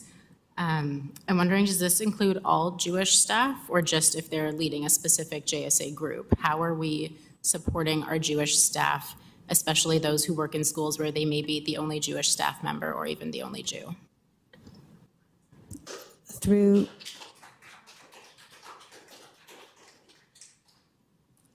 the chair, their work has been focused on working with the staff leads who have been supporting JSAs. Do we offer, through the chair, do we offer supports for our Jewish staff members? That question? Do you want to answer that? Through the chair, part of what we provide is opportunities for individuals to engage in professional learning through a referral process. We also provide extensive professional learning that is outlined within the report under some of the professional learning that is provided for anti-Semitism, but also a myriad of other types of professional learning that is also outlined in the report for all staff. Thank you. On page 7 of the report, it talks about classroom instruction. It says here that 4,150 students took one of these 6 classes. So that's 4,000 students. How many secondary students do we have? Roughly 70,000, something like that-ish. So that works out to about 5% of our high school students. So under classroom instruction, we're saying that, you know, we're offering these 6 courses to combat hate and racism, but only 5% of our students have taken even one of these courses. So staff, is that accurate? And can staff speak to a plan to reach the other 95% of our high school students? And then you can, through the chair, I'll begin, and then Associate Director Salmon will add to this response. One of the challenges, this is a multi-pronged approach, and by ensuring that these courses are offered in every one of our secondary schools, it makes it more accessible to all of our students. Given the compulsory courses and the courses students have to take in order to apply to whatever their post-secondary destination is, we recognize that not every student will be able to take this course as an elective. It is one of the structural challenges that we face in reaching every one of our students, and has been part of our advocacy to the government to try and integrate this into compulsory learning in different ways so that our students do have the opportunity to engage in this formal learning experience, thereby creating greater consistency and understanding among all of our students. But that would require a decision made by the Ministry of Education, not a decision made by staff at the Toronto District School Board. And thank you, through the chair. Part of what we also want to identify and recognize is the fact that when we go back to our combating hate and racism strategy from March 2022, when it began, part of what we had done was set a goal that 50% of the students or of these courses would actually be represented in this particular strategy. And what we wanted to do was increase over time the actual number of students that are of schools that are offering these particular courses. This year, we actually hit that every single one of our secondary schools is offering at least one of these courses. So what you've actually seen is an increase of the number of these courses that are being offered in the TDSB as a direct result of the efforts of individuals in order to expand these particular courses. I'm going to also put forward the notion that we know that there are only a total of 6 courses that are here. 6 secondary courses. They're very important secondary courses, but there are only 6 of them. What we also need to be able to do is that we need to integrate education around anti-oppression and anti-racist type of education into all of the curriculum, into areas that allow us to be able to have kids have an understanding of some of the expectations. But once again, part of that does land with the Ministry of Education and the actual curriculum, as that is not within the purview of the TDSB, but it's important that we are emphasizing that within our courses. Thank you.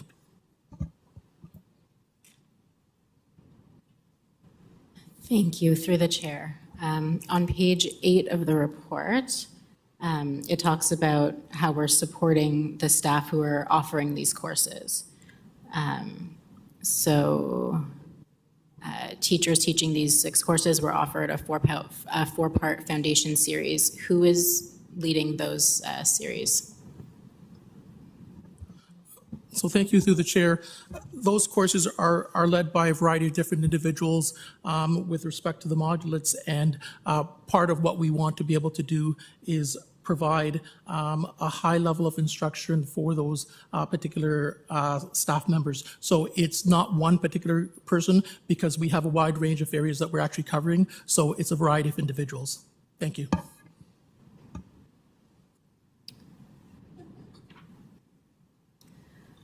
On page 9 and 10 of the report, it talks about extending the learning, community educators and partners. It says facilitated professional learning for all grade 6 educators at the Toronto Holocaust Museum. Is it actually all grade 6 educators that participated, or it was offered to all grade 6 educators? Through the chair. Through the chair, it was offered to all grade 6 educators. I want to clarify with respect to participation in our professional learning because it has come up a number of times. We have discussed some of the challenges we have with respect to ensuring that there are occasional teachers available to fill staff absences. Given this pressure on our system, many schools and individual teachers have made the decision to be with their students rather than to have their class go unfilled to participate in any professional learning. That was one of the challenges with respect to having as many educators as we normally would have expected to participate in this important series as well as other professional learning that was offered in mathematics or early literacy or special education. Thank you, through the chair. On page 10, it talks about tracing the past and present manifestations of anti-Semitism for classroom educators and school leaders. I'm wondering if staff can elaborate on that.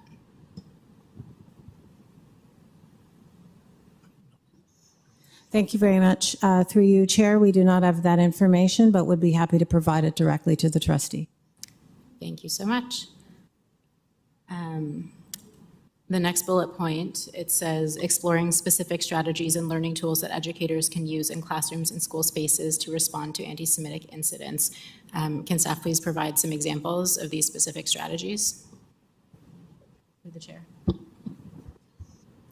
Thank you very much. Through the chair, staff who are able to speak to those specific strategies and to provide examples are not with us this evening, but we are open to sharing that with all trustees, and then that can be shared out publicly and on our website. Thank you. Thank you, Director Russell-Rawlins. Your time has expired, Trustee Lulka-Rotman. Can I go back on the list, please? Looking to see if there are any other speakers on the speakers list. Trustee Pei. Thank you, Madam Chair. I want to talk about anti-Asian strategy mentioned in this report. I'm not very happy with this report presented, for the anti-Asian racism strategy. I have a few questions to ask the staff through you. The first question would be page 6. The second paragraph is that creating affinity space opportunity for diverse students.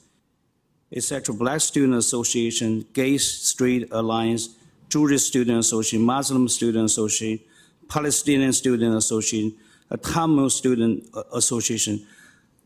Where is that Asian Student Association? TDSB have 46%. Have 46% Asian students. There are not a single voice from Asian Student Association. I don't understand. I don't get it. How is this student association being selected? How they're being selected, by the way? Madam Chair, I want to ask staff, please. Thank you. Thank you very much. Through the chair, I wasn't able to hear the question. Could the trustee please restate the question? My question is, how is a student association being selected? Why Asian Student Association was excluded in this conversation? Please remember, Asian students represent 46% of the total TDSB population, almost half. Could I have staff respond? Yes, thank you, and through the chair. Part of the work that we've been doing with respect to affinity groups has been to identify individuals that are supporting these particular spaces and the work that is being done. It actually is not an issue of us excluding groups. It's just a question of us identifying and providing the opportunity and the time in order to create all of the affinity spaces that are required. So we are continuing to expand the number of affinity spaces on an ongoing basis in order to support all the groups that would require. Thank you. Thank you very much. Through the chair, if I may also add, this year we started with creating a space for Asian identifying staff in the TDSB. The natural extension of that would be to work with them to develop more formal processes for Asian student associations in schools, and then to do work with staff. So we are at the beginning of that process, and we'll continue our commitment that was started this year. Thank you, Madam Director. Through you, Madam Chair. I don't really think my question was answered.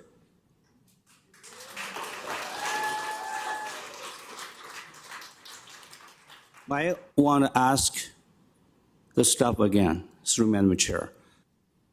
How moving forward, Asian student voice can be represented at the board.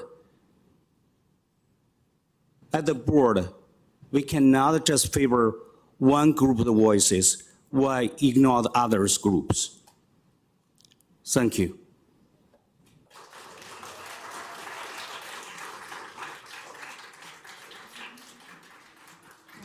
And staff, if staff could respond.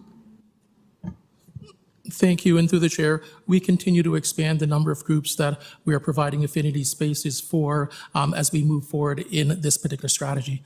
Thank you.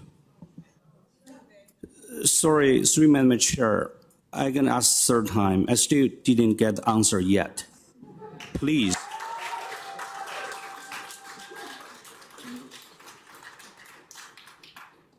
Trustee Pei, I believe staff has responded to the question twice, 3 times. Madam Chair, with all respect, but that's not the answer, by the way. I'm asking for the strategy. Strategy, specific strategy. What the strategy moving forward? We're talking about, this is title called is Combating Hate and Racism, Student Learning Strategy Update. So I'm asking for strategy update. I didn't hear anything about strategy. Now you're mentioning update. So I want to hear from the staff. Respectfully, please tell me what's the strategy moving forward when we try to let the board to show that we have a strategy, we can let all group to have representation. Thank you very much. Through the chair, may I ask a question of clarification? The question started about with respect to supporting Asian student associations. The response to that question was that we have been building a strategy to support Asian educators, and it is through bringing those educators together that the strategy will go into schools to create, where ones do not exist right now, Asian student associations. When those groups are created, staff will support the staff leads for those Asian student associations. That is what the point at the top of page 6 refers to. If the trustee is asking about the anti-Asian racism strategy, that is a different question, and Associate Director Salmon will respond to that question. Thank you, and through the chair, and thank you, Trustee Pei, for the clarification of the actual question. If it's with respect to the actual Asian strategy, part of what we are doing is that that particular working group has not yet fully been formed. Part of what is happening is staff was working through around 2 to 3 of the actual strategies first, because part of what we've outlined in the report on anti-hate and anti-racism from 2023 was that it would be a 2-year period for us to come up with the particular strategies, because we felt it was important to work with communities in order to bring these strategies forward. So that is what we are in the process of doing with respect to the strategies that you have asked about. Thank you very much for the opportunity to clarify. Thank you, Madam Chair. Thank you, staff, for answering my questions. But I had to say I'm disappointed is understatement. For now, we have 46% of Asian students. 28% of staff are Asian identity. We don't even have combating hate and racism working group specifically working for these people. How we can represent them? How we can make sure their voice being heard?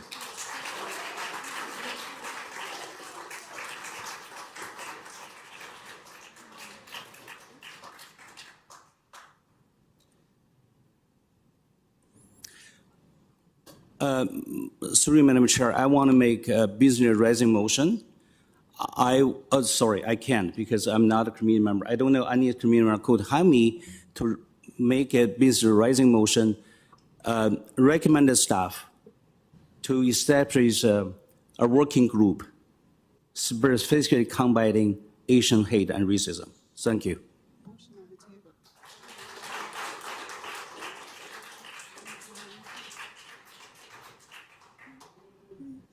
Trustee Pei, we have a motion on the table, and you're not actually on PSSC. Yeah, so I'm asking any trustee will be able to, provide me the assistance to move that motion on PSSC. Can I ask a question of clarification for staff?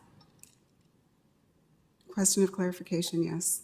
Just on this motion, Trustee Pei, you're requesting a working group on anti-Asian racism. Is that what you're requesting? That's correct, yes. I just want to know, because I know many of the strategies that staff have been developing, they've been meeting with community organizations, and so I just wonder if we have that already. No, I think the staff already said they don't have it. They don't have it. They've been working for 2 years. They still don't have that working group. Could we That's just why I see moved that clarification from staff? Thank you. Thank you very much. Through the chair, one of the challenges with this approach, which I believe was noted the first time a strategy was passed, is that we do not have the capacity to work on multiple strategies in genuine and authentic ways with every community simultaneously. So that... I'm going to ask for order in the room. As I indicated maybe a few hours ago now, if there's disruption, we'll need to go into recess and clear the room. So I'm letting folks know that for maybe the second or third time, it's just a friendly reminder. Please continue. So staff have started with anti-Semitism, Islamophobia. Those were the strategies that staff have started with to develop. And the other strategies will begin formally in the new year as we bring the anti-Semitism and Islamophobia, anti-Islamophobia strategy forward to the board. Sorry, Madam Chair. Madam Director, I don't really understand. We have the largest student body in TDSB. 46% are Asian. 28% are Asian staff. We don't even have a strategy to combat Asian hate and racism. Do I need to bring some data? From last year, the Asian hate and crime at TDSB jumped by 100%. And we're now willing to deal with this crisis. I don't understand. What's the reason?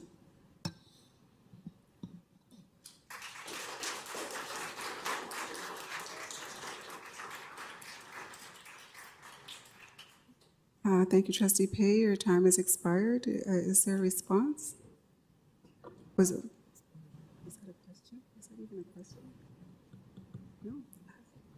Thank you. The next speaker, Trustee Lee.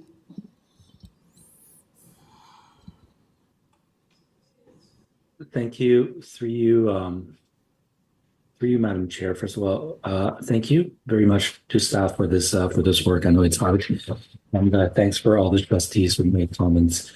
And I just I know Trustee Pei has started down this line of question, this questions or thoughts on, a strategy addressing incidents or types of racism in our board that may be directed towards Asian students and Asian staff members.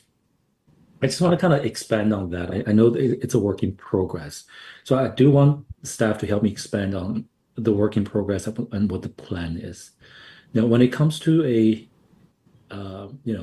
strategy or tactics addressing incidents of anti-Asian racism, what is staff thinking about it? Like, what is your approach, through you, Madam Chair, on how we will expand this work? Thank you very much to the chair. There are a number of ways in which, A, we respond to incidents of anti-Asian racism using PR 728 and the strategies and protocols embedded within that particular procedure. Through the Combating Hate and Racism strategy, there has been professional learning, including an extended module on anti-Asian racism.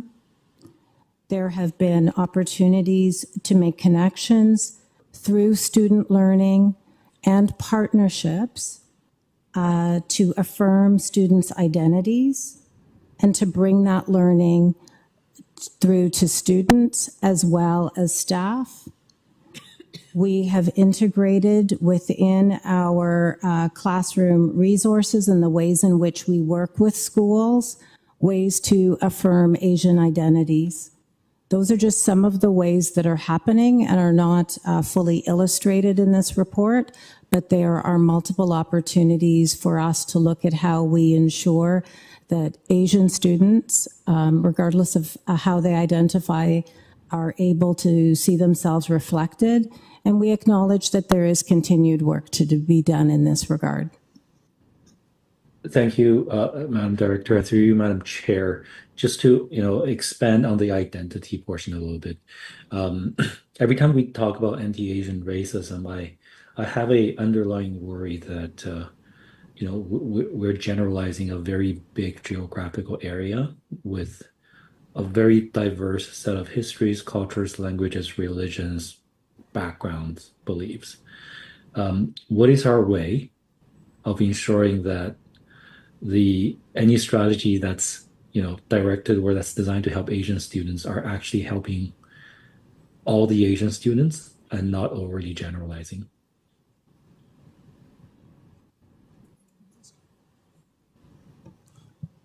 Thank you, and through the chair, I think it's a really good question that you've asked, and one of the reasons why, as we work through this particular strategy, we have tried to engage in a level of consultation with community around the programming, around the specific needs, and around how we ensure that we are addressing all individuals within the particular diaspora. So that is part of what the consultations that our staff is leading with community partners in order for us to be able to move forward to ensure that we're encompassing all of the learners within the TDSB from various locations. Thank you. Through the chair, and thank you, Associate Director. Just to expand on that answer a little bit more, when you mentioned that we're working with community partners to consult, do you have examples or overview of which partners we're working with and how we chose them and who we believe they represent?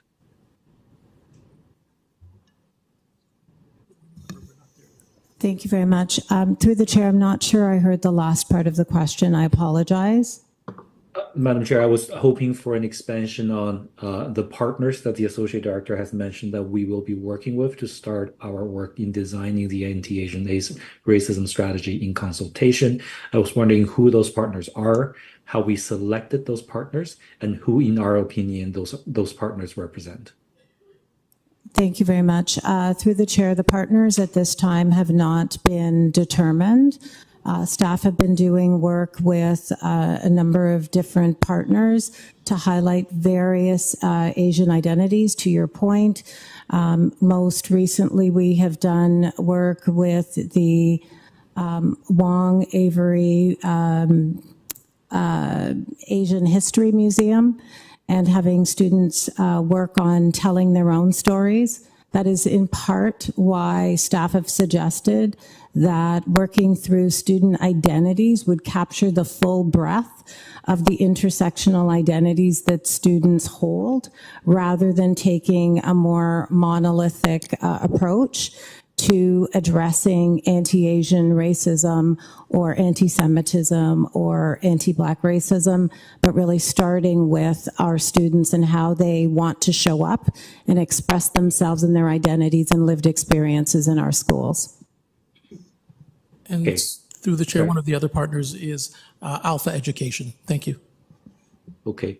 I'd love to sit through your chair, sit with staff to understand a little bit more on, what those partners actually represent. As an Asian immigrant myself, I very often found that when organization talks about anti-Asian racism, I think everyone approaches with really good intentions, but I worry about the expertise, because I often found that, some of the contexts that I have came from, or some of the contexts that people that I know have come from, are not necessarily represented, not because of any intent to exclude, but just because the people working on it, and because it is such a diverse geographical area, people working on it may not necessarily know. So I love to work more with staff on this. Just because I think we need to get it right to be credible. My last question is that what is the timeline for all of this? And through you, Chair, to staff. Thank you. And through the chair, part of what our commitment was from March 2023 was to do an implementation process around establishing these particular community consultation and bringing the strategies forward within a 2-year period. Thank you. Sorry, just to be exact, within a 2-year period means what? In 6 months? Because that's 2 years from early 2023. Actually, not 6 months, 8 months? What was expected was that we would bring forward the particular strategies over a 2-year period. I'm sorry, Madam Chair, I need a more direct answer than that. You mentioned Associate Director March 2023. So we have already been 1 year and 3 months into that 2-year period. So you have 8 to 9 months left to get it done. Is that the timeline? Through the chair, yes.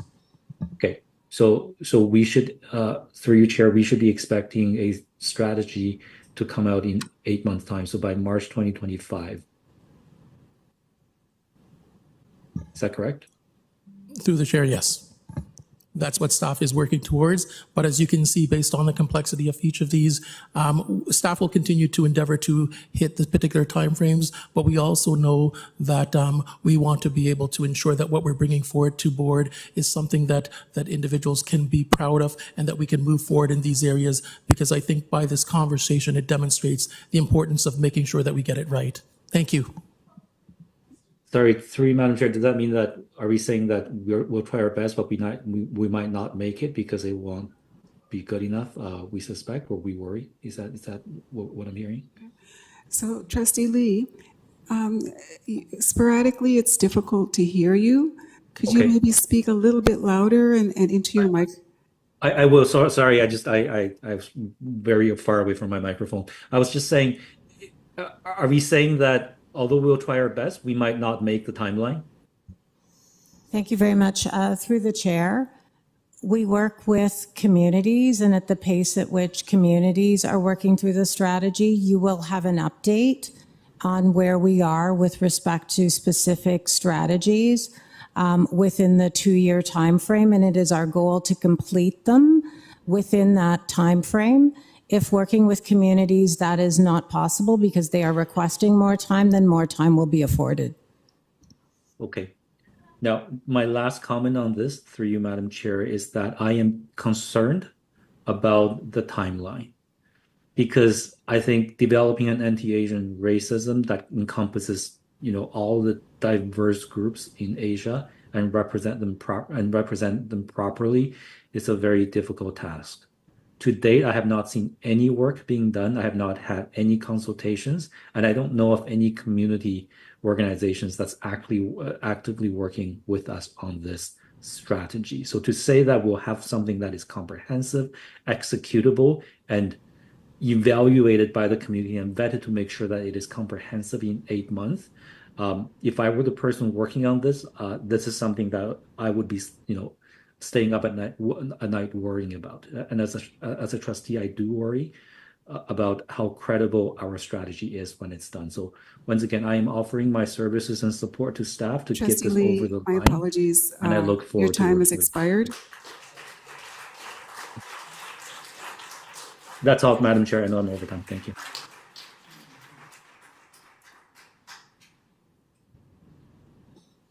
Trustee Lulka-Rotman. Thank you. I wanted to mention that I noticed, or it was brought to my attention, that on our TDSB website in 2 places, so under the human rights glossary section, as well as on the equity, anti-racism, and anti-oppression glossary, they use a definition of anti-Semitism that is inconsistent with the one that is currently in our equity policy. Through the chair, can staff please confirm that our website will be updated to reflect the definition of anti-Semitism listed in our equity policy? Through the chair, yes, it will be. Thank you so much. I wanted to, continuing to go through the report, actually, before I move on to the next section, I actually had a question that I'm hoping staff can clarify. This report talks a lot about human rights and it talks a lot about equity. I'm wondering, through the chair, can staff please help to differentiate for me what is actually the functional difference between our Human Rights Office and our Equity Department? Are they both educators? What are the different roles that these 2 different offices fill? I'd really appreciate some clarification. Thank you very much, through the chair. If our system lead, Mahajabeen Ibrahim, is on the line, I would invite her to speak about the function of the Human Rights Office.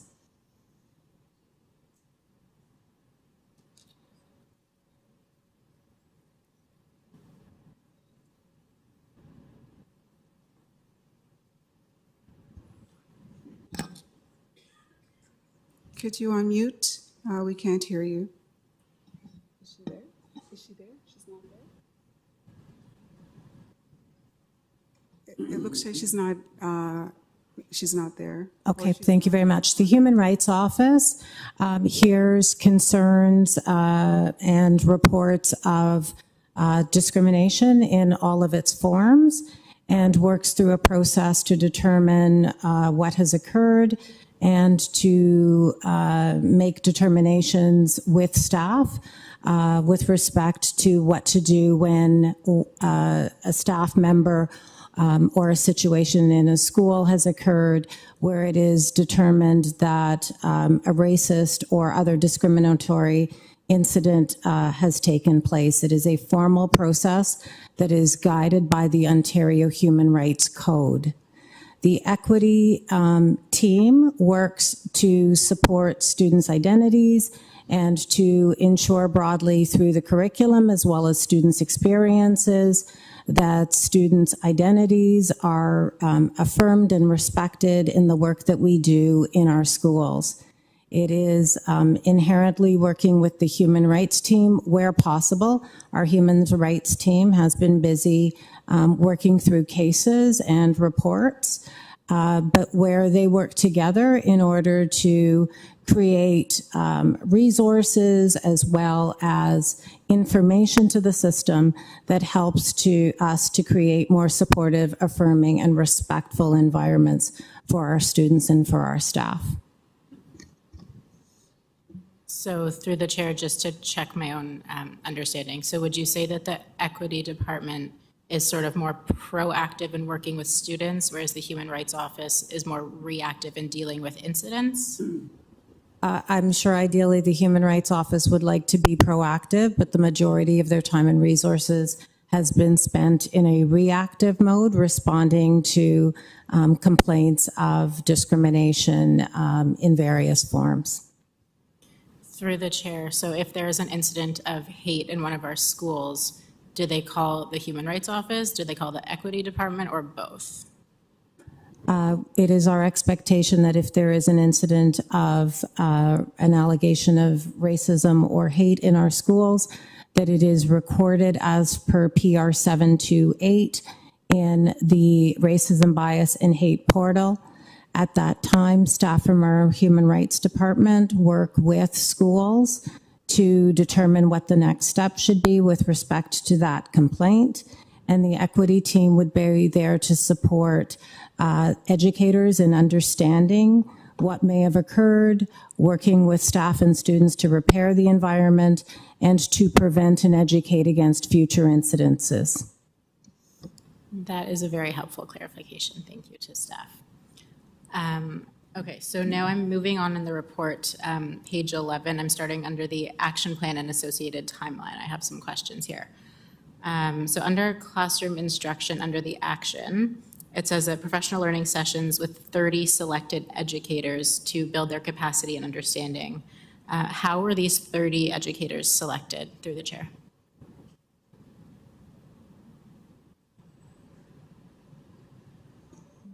So thank you, and through the chair, those educators were volunteered in order to support with our combating hate and racism strategy with respect to supporting classroom instruction, and were provided training over the course, some within the confines of the summer months and throughout the course of the year. Thank you.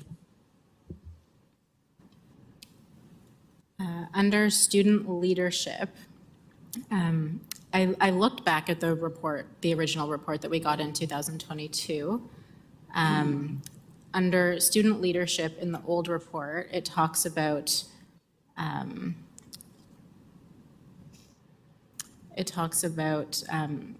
that superintendents and learning coaches will work with school leaders to develop student leaders in each school. The current report doesn't actually talk about that. It talks about the Student Equity Collective, and I didn't see that referenced in the original report. And I'm wondering if staff can explain where this came from, why it wasn't in the original report.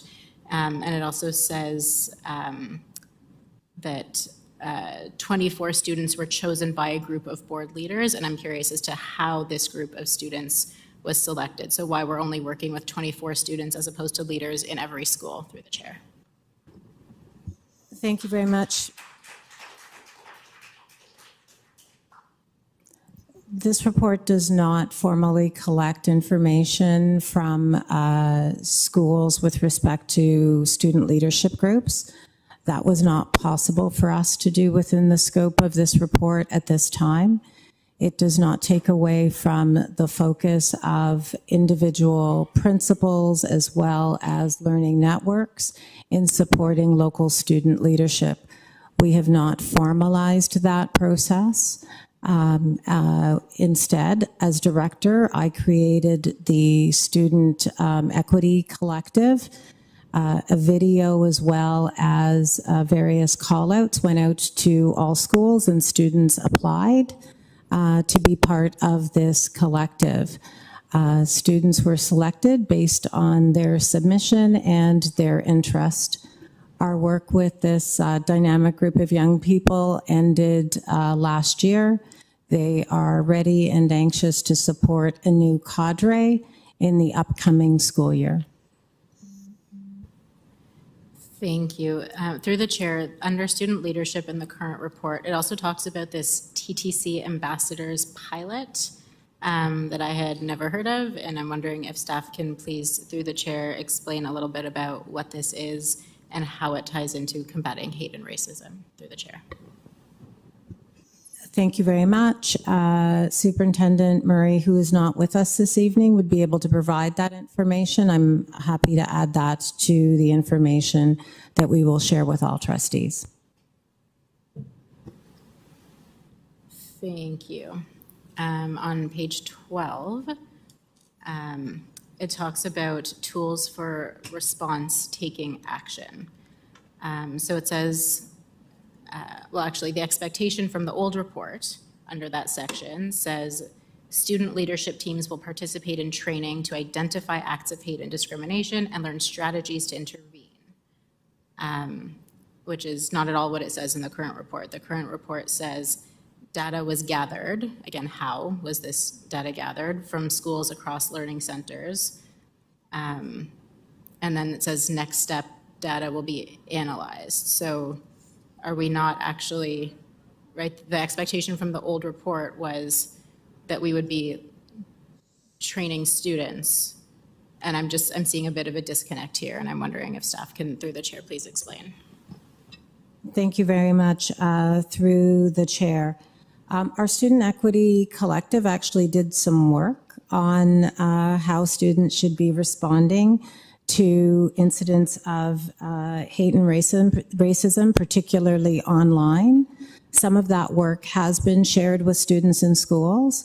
Again, recognizing the pressures on schools with respect to occasional teacher coverage, as well as understanding that in some schools there were multiple different ways in which students were being engaged in combating hate and racism. The team did not specifically focus on that.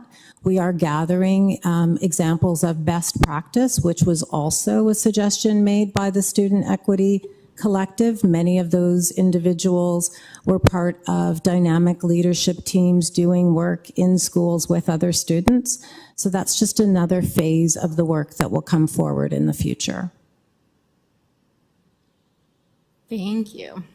Through the chair, on page 12, it talks about educational partnership for learning, building partnerships with community agencies. I'm wondering if the staff can please explain, is this list of partnerships, is this public, and how do we determine which agencies we will be working with, through the chair? Through the chair, and thank you for the question. The list is not public. However, the list is what it represents is different community agencies and organizations that we have partnered through our partnership department. And part of what we've really tried to do over the last 2 years is focus on identity affirming types of community groups that are able to support us in this particular work, because we identified that as a real need across our system. And so that's what the partnership department has been engaging in doing over the course of the last 1.5 to 2 years. If I can just add or correct, the list of educational partners is available, and we have shared that. Through the chair, is it available on our website? Yes, it is. Thank you very much. Okay, on page 13, there's a very important point here. This report is bringing up cyber safety and digital citizenship. As I shared with staff previously, a report by Microsoft Threat Intelligence showed that since October 7th, Canada has been the top consumer of Iranian state-sponsored propaganda in support My of... apologies, Trustee Lulka-Rotman. Your time has expired. Can I go back on the list, please? Yeah.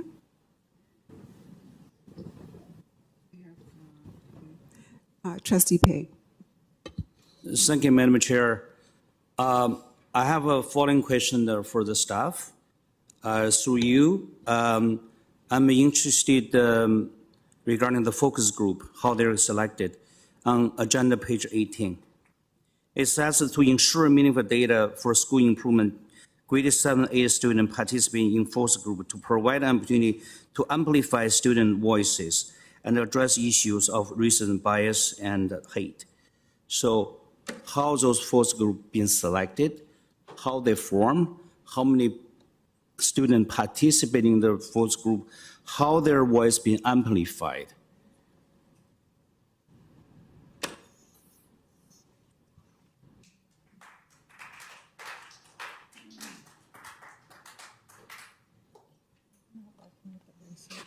Through the chair, if you just give us a moment, please.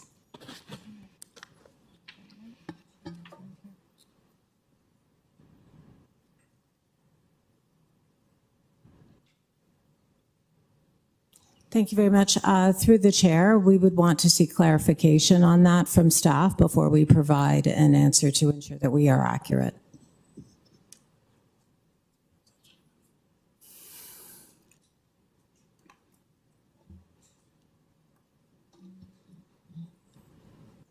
Trustee Pei, did you have any further questions? So sorry, Madam Chair, I didn't get the question. So does staff need the time for answer for this? So I can move on to the next question. Does staff come back to answer this question later? Thank you. Through the chair, we will provide the response to this question in Trustees Weekly, and trustees can share it widely if they would like. Okay, excellent. As through Madam Chair, I just want to make sure when they select, the staff select the focus group, should include all students, all races, all skin colors. I think racism, bias, or hate do not based on skin color or race. So we should be inclusive to everybody. Everybody on the board to discuss this thing. Thank you. I have another question, page 19. So I see that, for the two parts professional learning series to combat hate and racism through the referral process, I see addressing anti-Semitism, addressing Islamophobia, learning the work through a culturally relevant response pedagogy. Where is anti-Asian racism in this learning?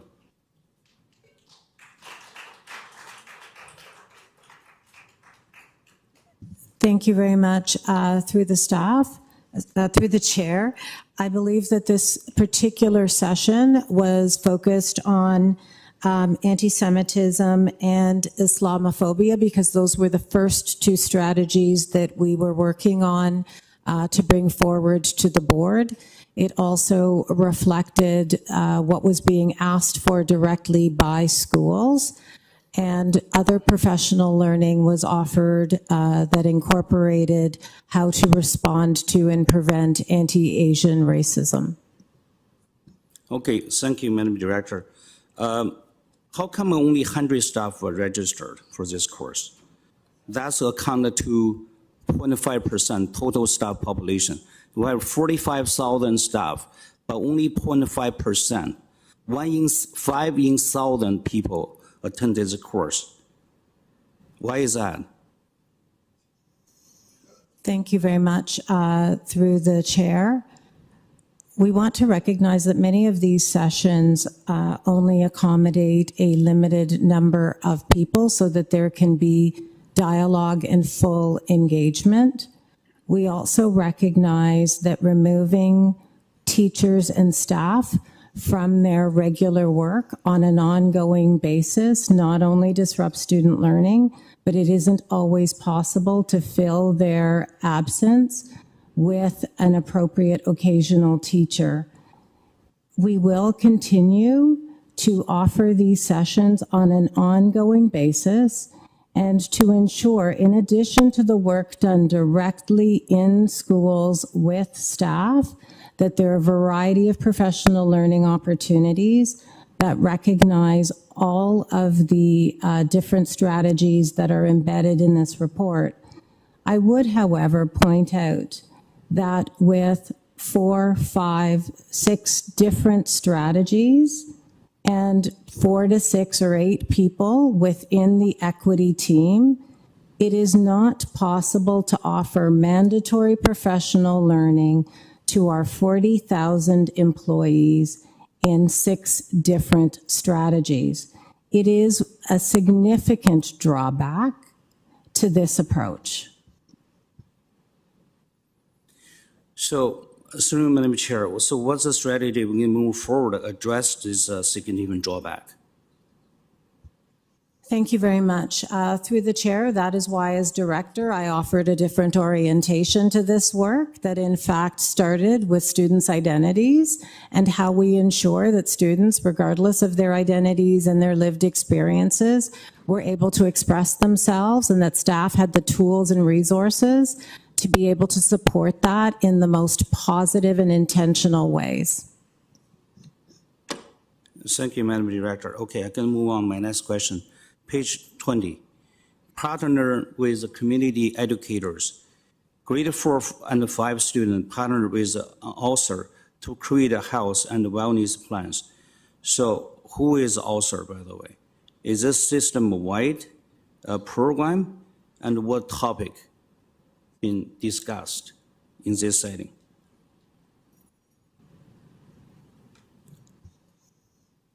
Again, thank you very much for that question. That specific individual is not known to me, or individuals who were part of that initiative. I would ask trustees if you have specific questions about individual items within the report. If you send them to me, I will ensure that they are provided, responses are provided in writing to trustees, and we can also post the responses publicly. Okay, thank you, Madam Director. Okay, I'm looking for that update in the trustee update. Okay, page 22, student wellness, well-being, and actions. It says throughout the 23-24 school year, the equity team has held a staff and student affinity spaces. So how many people really been participating in this program?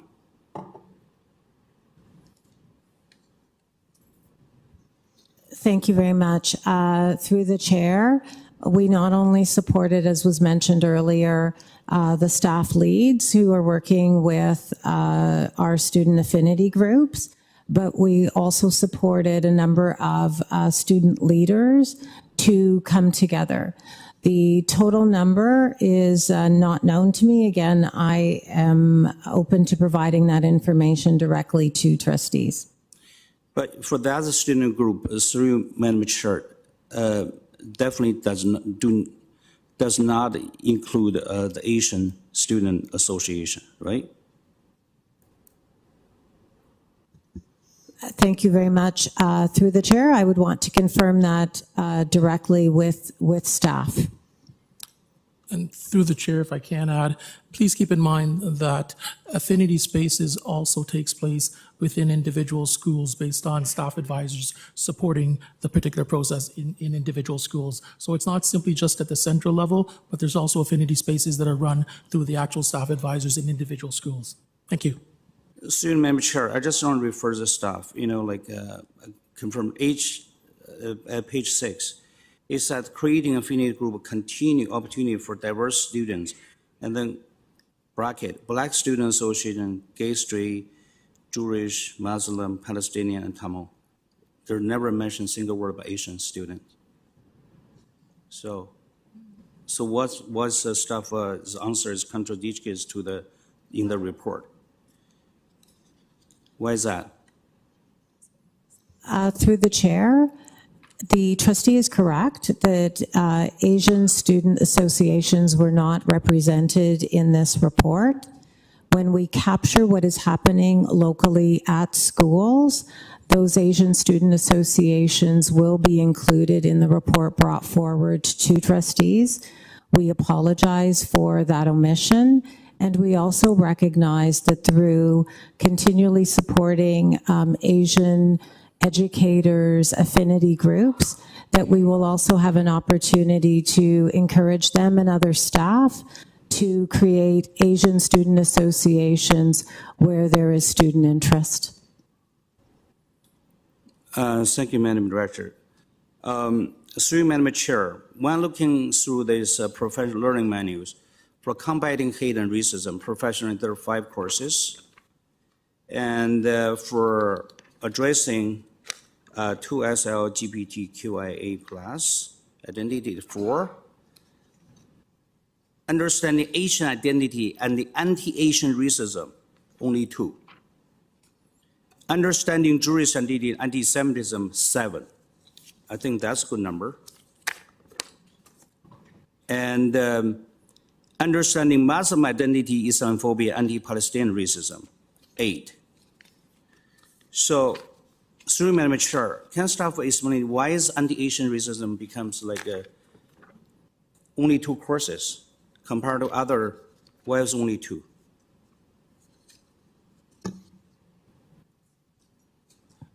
Thank you, and through the chair, part of what we've endeavored to do is using the resources that we have in order to prioritize some of what we are hearing from students within our communities. We continue to work towards ensuring that all groups are fully represented as we move forward. Thank you.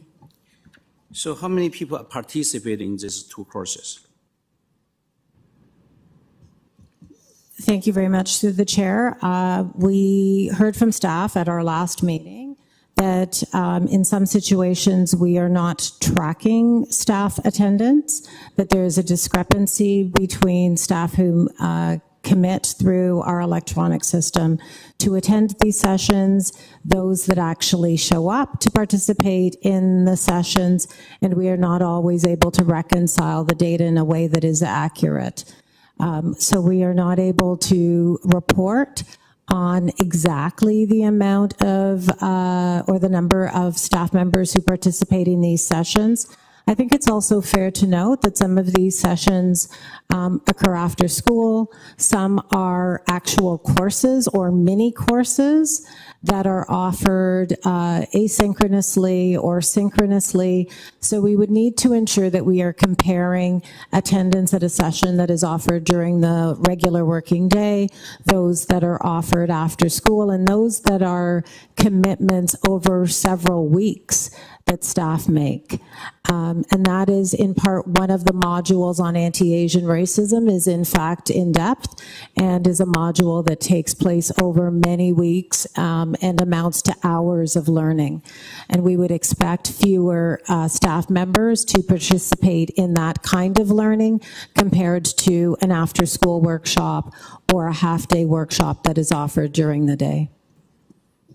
I would also say that as we look at how we offer professional learning, we are aligning it to the incidences of hate and racism that is documented in the Human Rights Report. If the Board of Trustees would like to see an equal number of professional learning, rather than professional learning that is tailored to address the phenomena that is being expressed through the human rights data and directly through community interactions and hearing from our students, then we would welcome any direction that the board would like to provide to staff so that our actions meet your expectations. Madam Chair, I have more questions. Could you put me back the list? Thank you. Thank you, Trustee Pei. The next speaker, Trustee Lulka-Rotman. Yep. Thank you.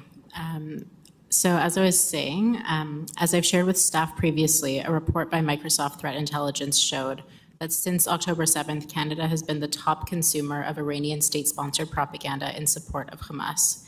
We also know that our students are most at risk to encounter this propaganda due to the amount of time students are spending on various social media platforms. My question for staff through the chair, does staff have a plan to combat the Iranian state-sponsored propaganda that our students are consuming online and counter the misinformation that is being shared?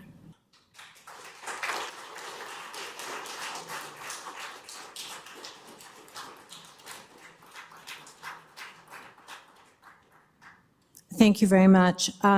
Through the chair, the Toronto District School Board, through the Combating Hate and Racism strategy that was introduced and is reflected in front of you this evening, has within it a prong that relates to cyber safety and digital citizenship that recognizes the online hate that students are seeing and participating in online.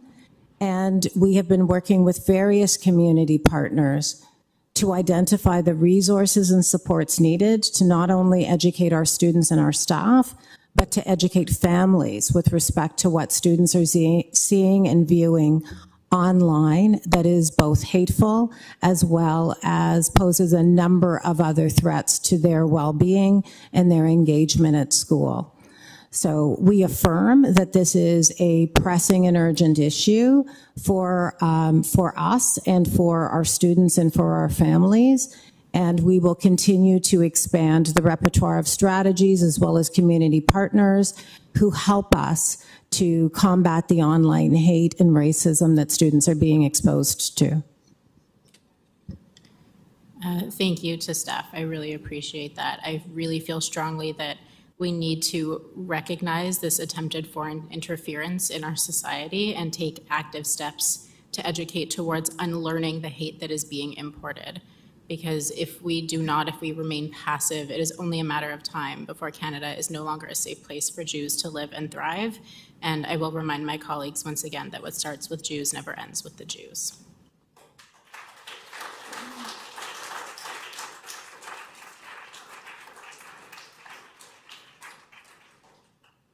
I just had a quick question on the professional learning menu. So the professional learning menu for anti-Semitism talks about, there's different sections. There's an in-conversation series, there's professional learning, and then there's courses. I'm wondering, through the chair, if staff can please explain the difference between these different types of professional learning. Thank you very much. Courses generally take place over multiple days, have one instructor, and are a number of hours, whereas professional learning is more episodic, might be 1 or 2 sessions that deal with discrete topics and do not have a comprehensive overview of a particular strategy, or in this case, to the point of your question, anti-Semitism. So courses are more in-depth learning that cover a variety of topics, engage participants in a number of different ways, including through assignments of different kinds that are part of their learning in a course, whereas professional learning is very much grounded in practice and hopefully connects to what teachers and staff members will do the next day with students in school. That's helpful clarification, thank you. I guess my last question for staff is, are we keeping track of who is attending these sessions and whether or not the majority of educators taking these sessions, is it just Jewish teachers taking the courses on anti-Semitism through the chair? Thank you very much. Through the chair, we do not ask staff who register for courses to identify, so we cannot provide any precise feedback with respect to who is taking these courses. I think it's important to note that in many of these sessions, we see staff who identify with the focus of the session, who are most interested in attending these sessions. That's why this work should be done in schools, to ensure that we are engaging all of our staff in the same conversation with respect to student identities, as well as the different forms of hate and racism. There is a place for professional learning and courses that occurs outside of a school setting, but our true hope and our true potential to create a sea change is when we are able to actually engage staff together in schools, in the same learning, making the same commitments to changing and improving students' experiences in the curriculum and with each other. Thank you very much. I just thought that was my last question. I lied, I'm sorry. I have one more question. My last question is about the board's social media policy. How is this policy being utilized to support the work of the Combating Hate and Racism strategy, particularly as it relates to online actions and online content of TDSB staff members. Thank you very much.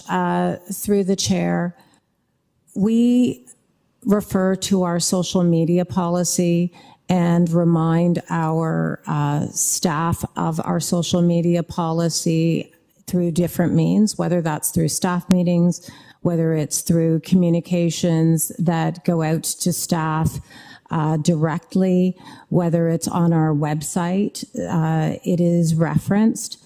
We recognize that for those members of our staff who are members of the Ontario College of Teachers, that there are also standards with respect to online engagement that are important for OCT qualified educators to adhere to. I think we also, as we teach about digital citizenship and online hate and how to identify it and then respond to it, we are not only teaching our students, but we are setting expectations for our staff members.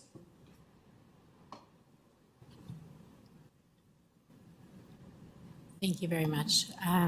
I just want to take a minute to really thank everyone who's here in the room or watching online. Thank you for being here, for bearing with us, and for making your voices heard. Thank you.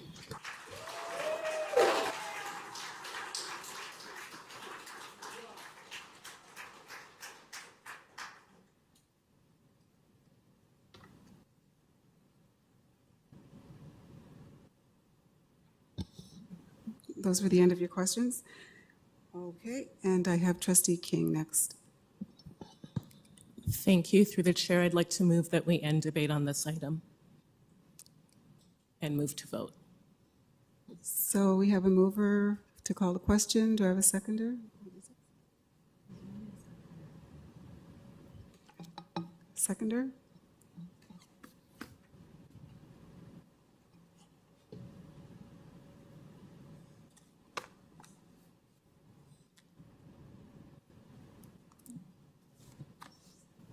Is there anybody else on the list, Madam Chair? Trustee King hasn't spoken yet, and it's her turn. She's on the speakers list, and she's called the question and looking for a second. I can second it if nobody's on the list. I'll second it now. So moved by Trustee King, seconded by Trustee Shan, and we'll open the vote. We're voting on calling the question? Yes. So the vote is for, Calling the question. so the vote, to be clear, is calling the question. Oh, whoops. No. Are you sure? Yes, that's what we're voting on right now. Oh, I just Then why does it say combating hate? changed my vote. Yeah. In favor. Okay. On the screen. Okay, where's my- Denise, can you change my vote? I thought we were voting on the report. Just voting. It's yes or no? Calling the question. Sorry? I'm in favor of calling the question. Say yes. Trustee King? Trustee King? I'm in favor. Who's next? Trustee Rajwani, how do you vote? Is she online? Trustee Ghost, could you cast your vote, please?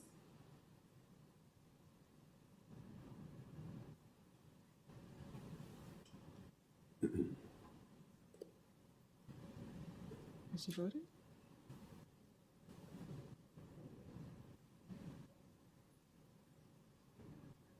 So it's the motion to call the question.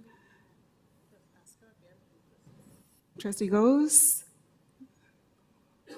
So can we mark her absent? So did she just vote?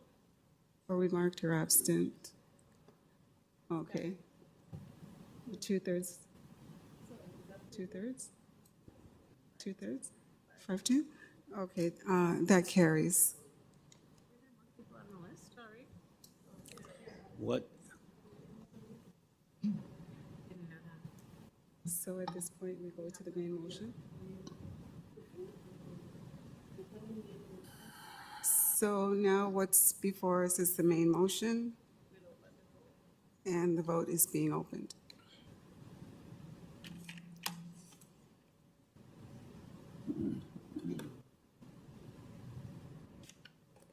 Shan in favor. Shan in favor. Is it coming up on e-squared? Trustee is in favor. Okay, we're just waiting for it to come up on eScribe.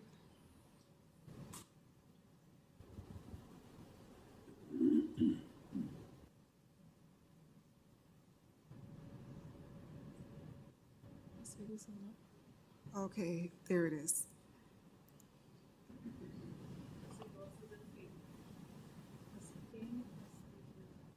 King in favor.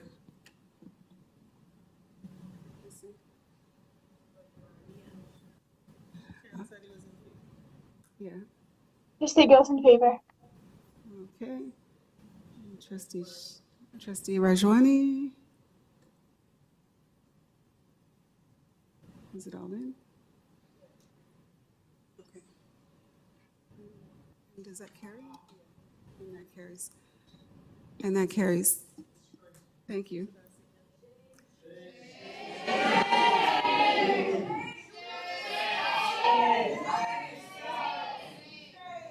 We're moving to the next item in the agenda, and I'm gonna ask for order in the room. We're going to the next agenda item,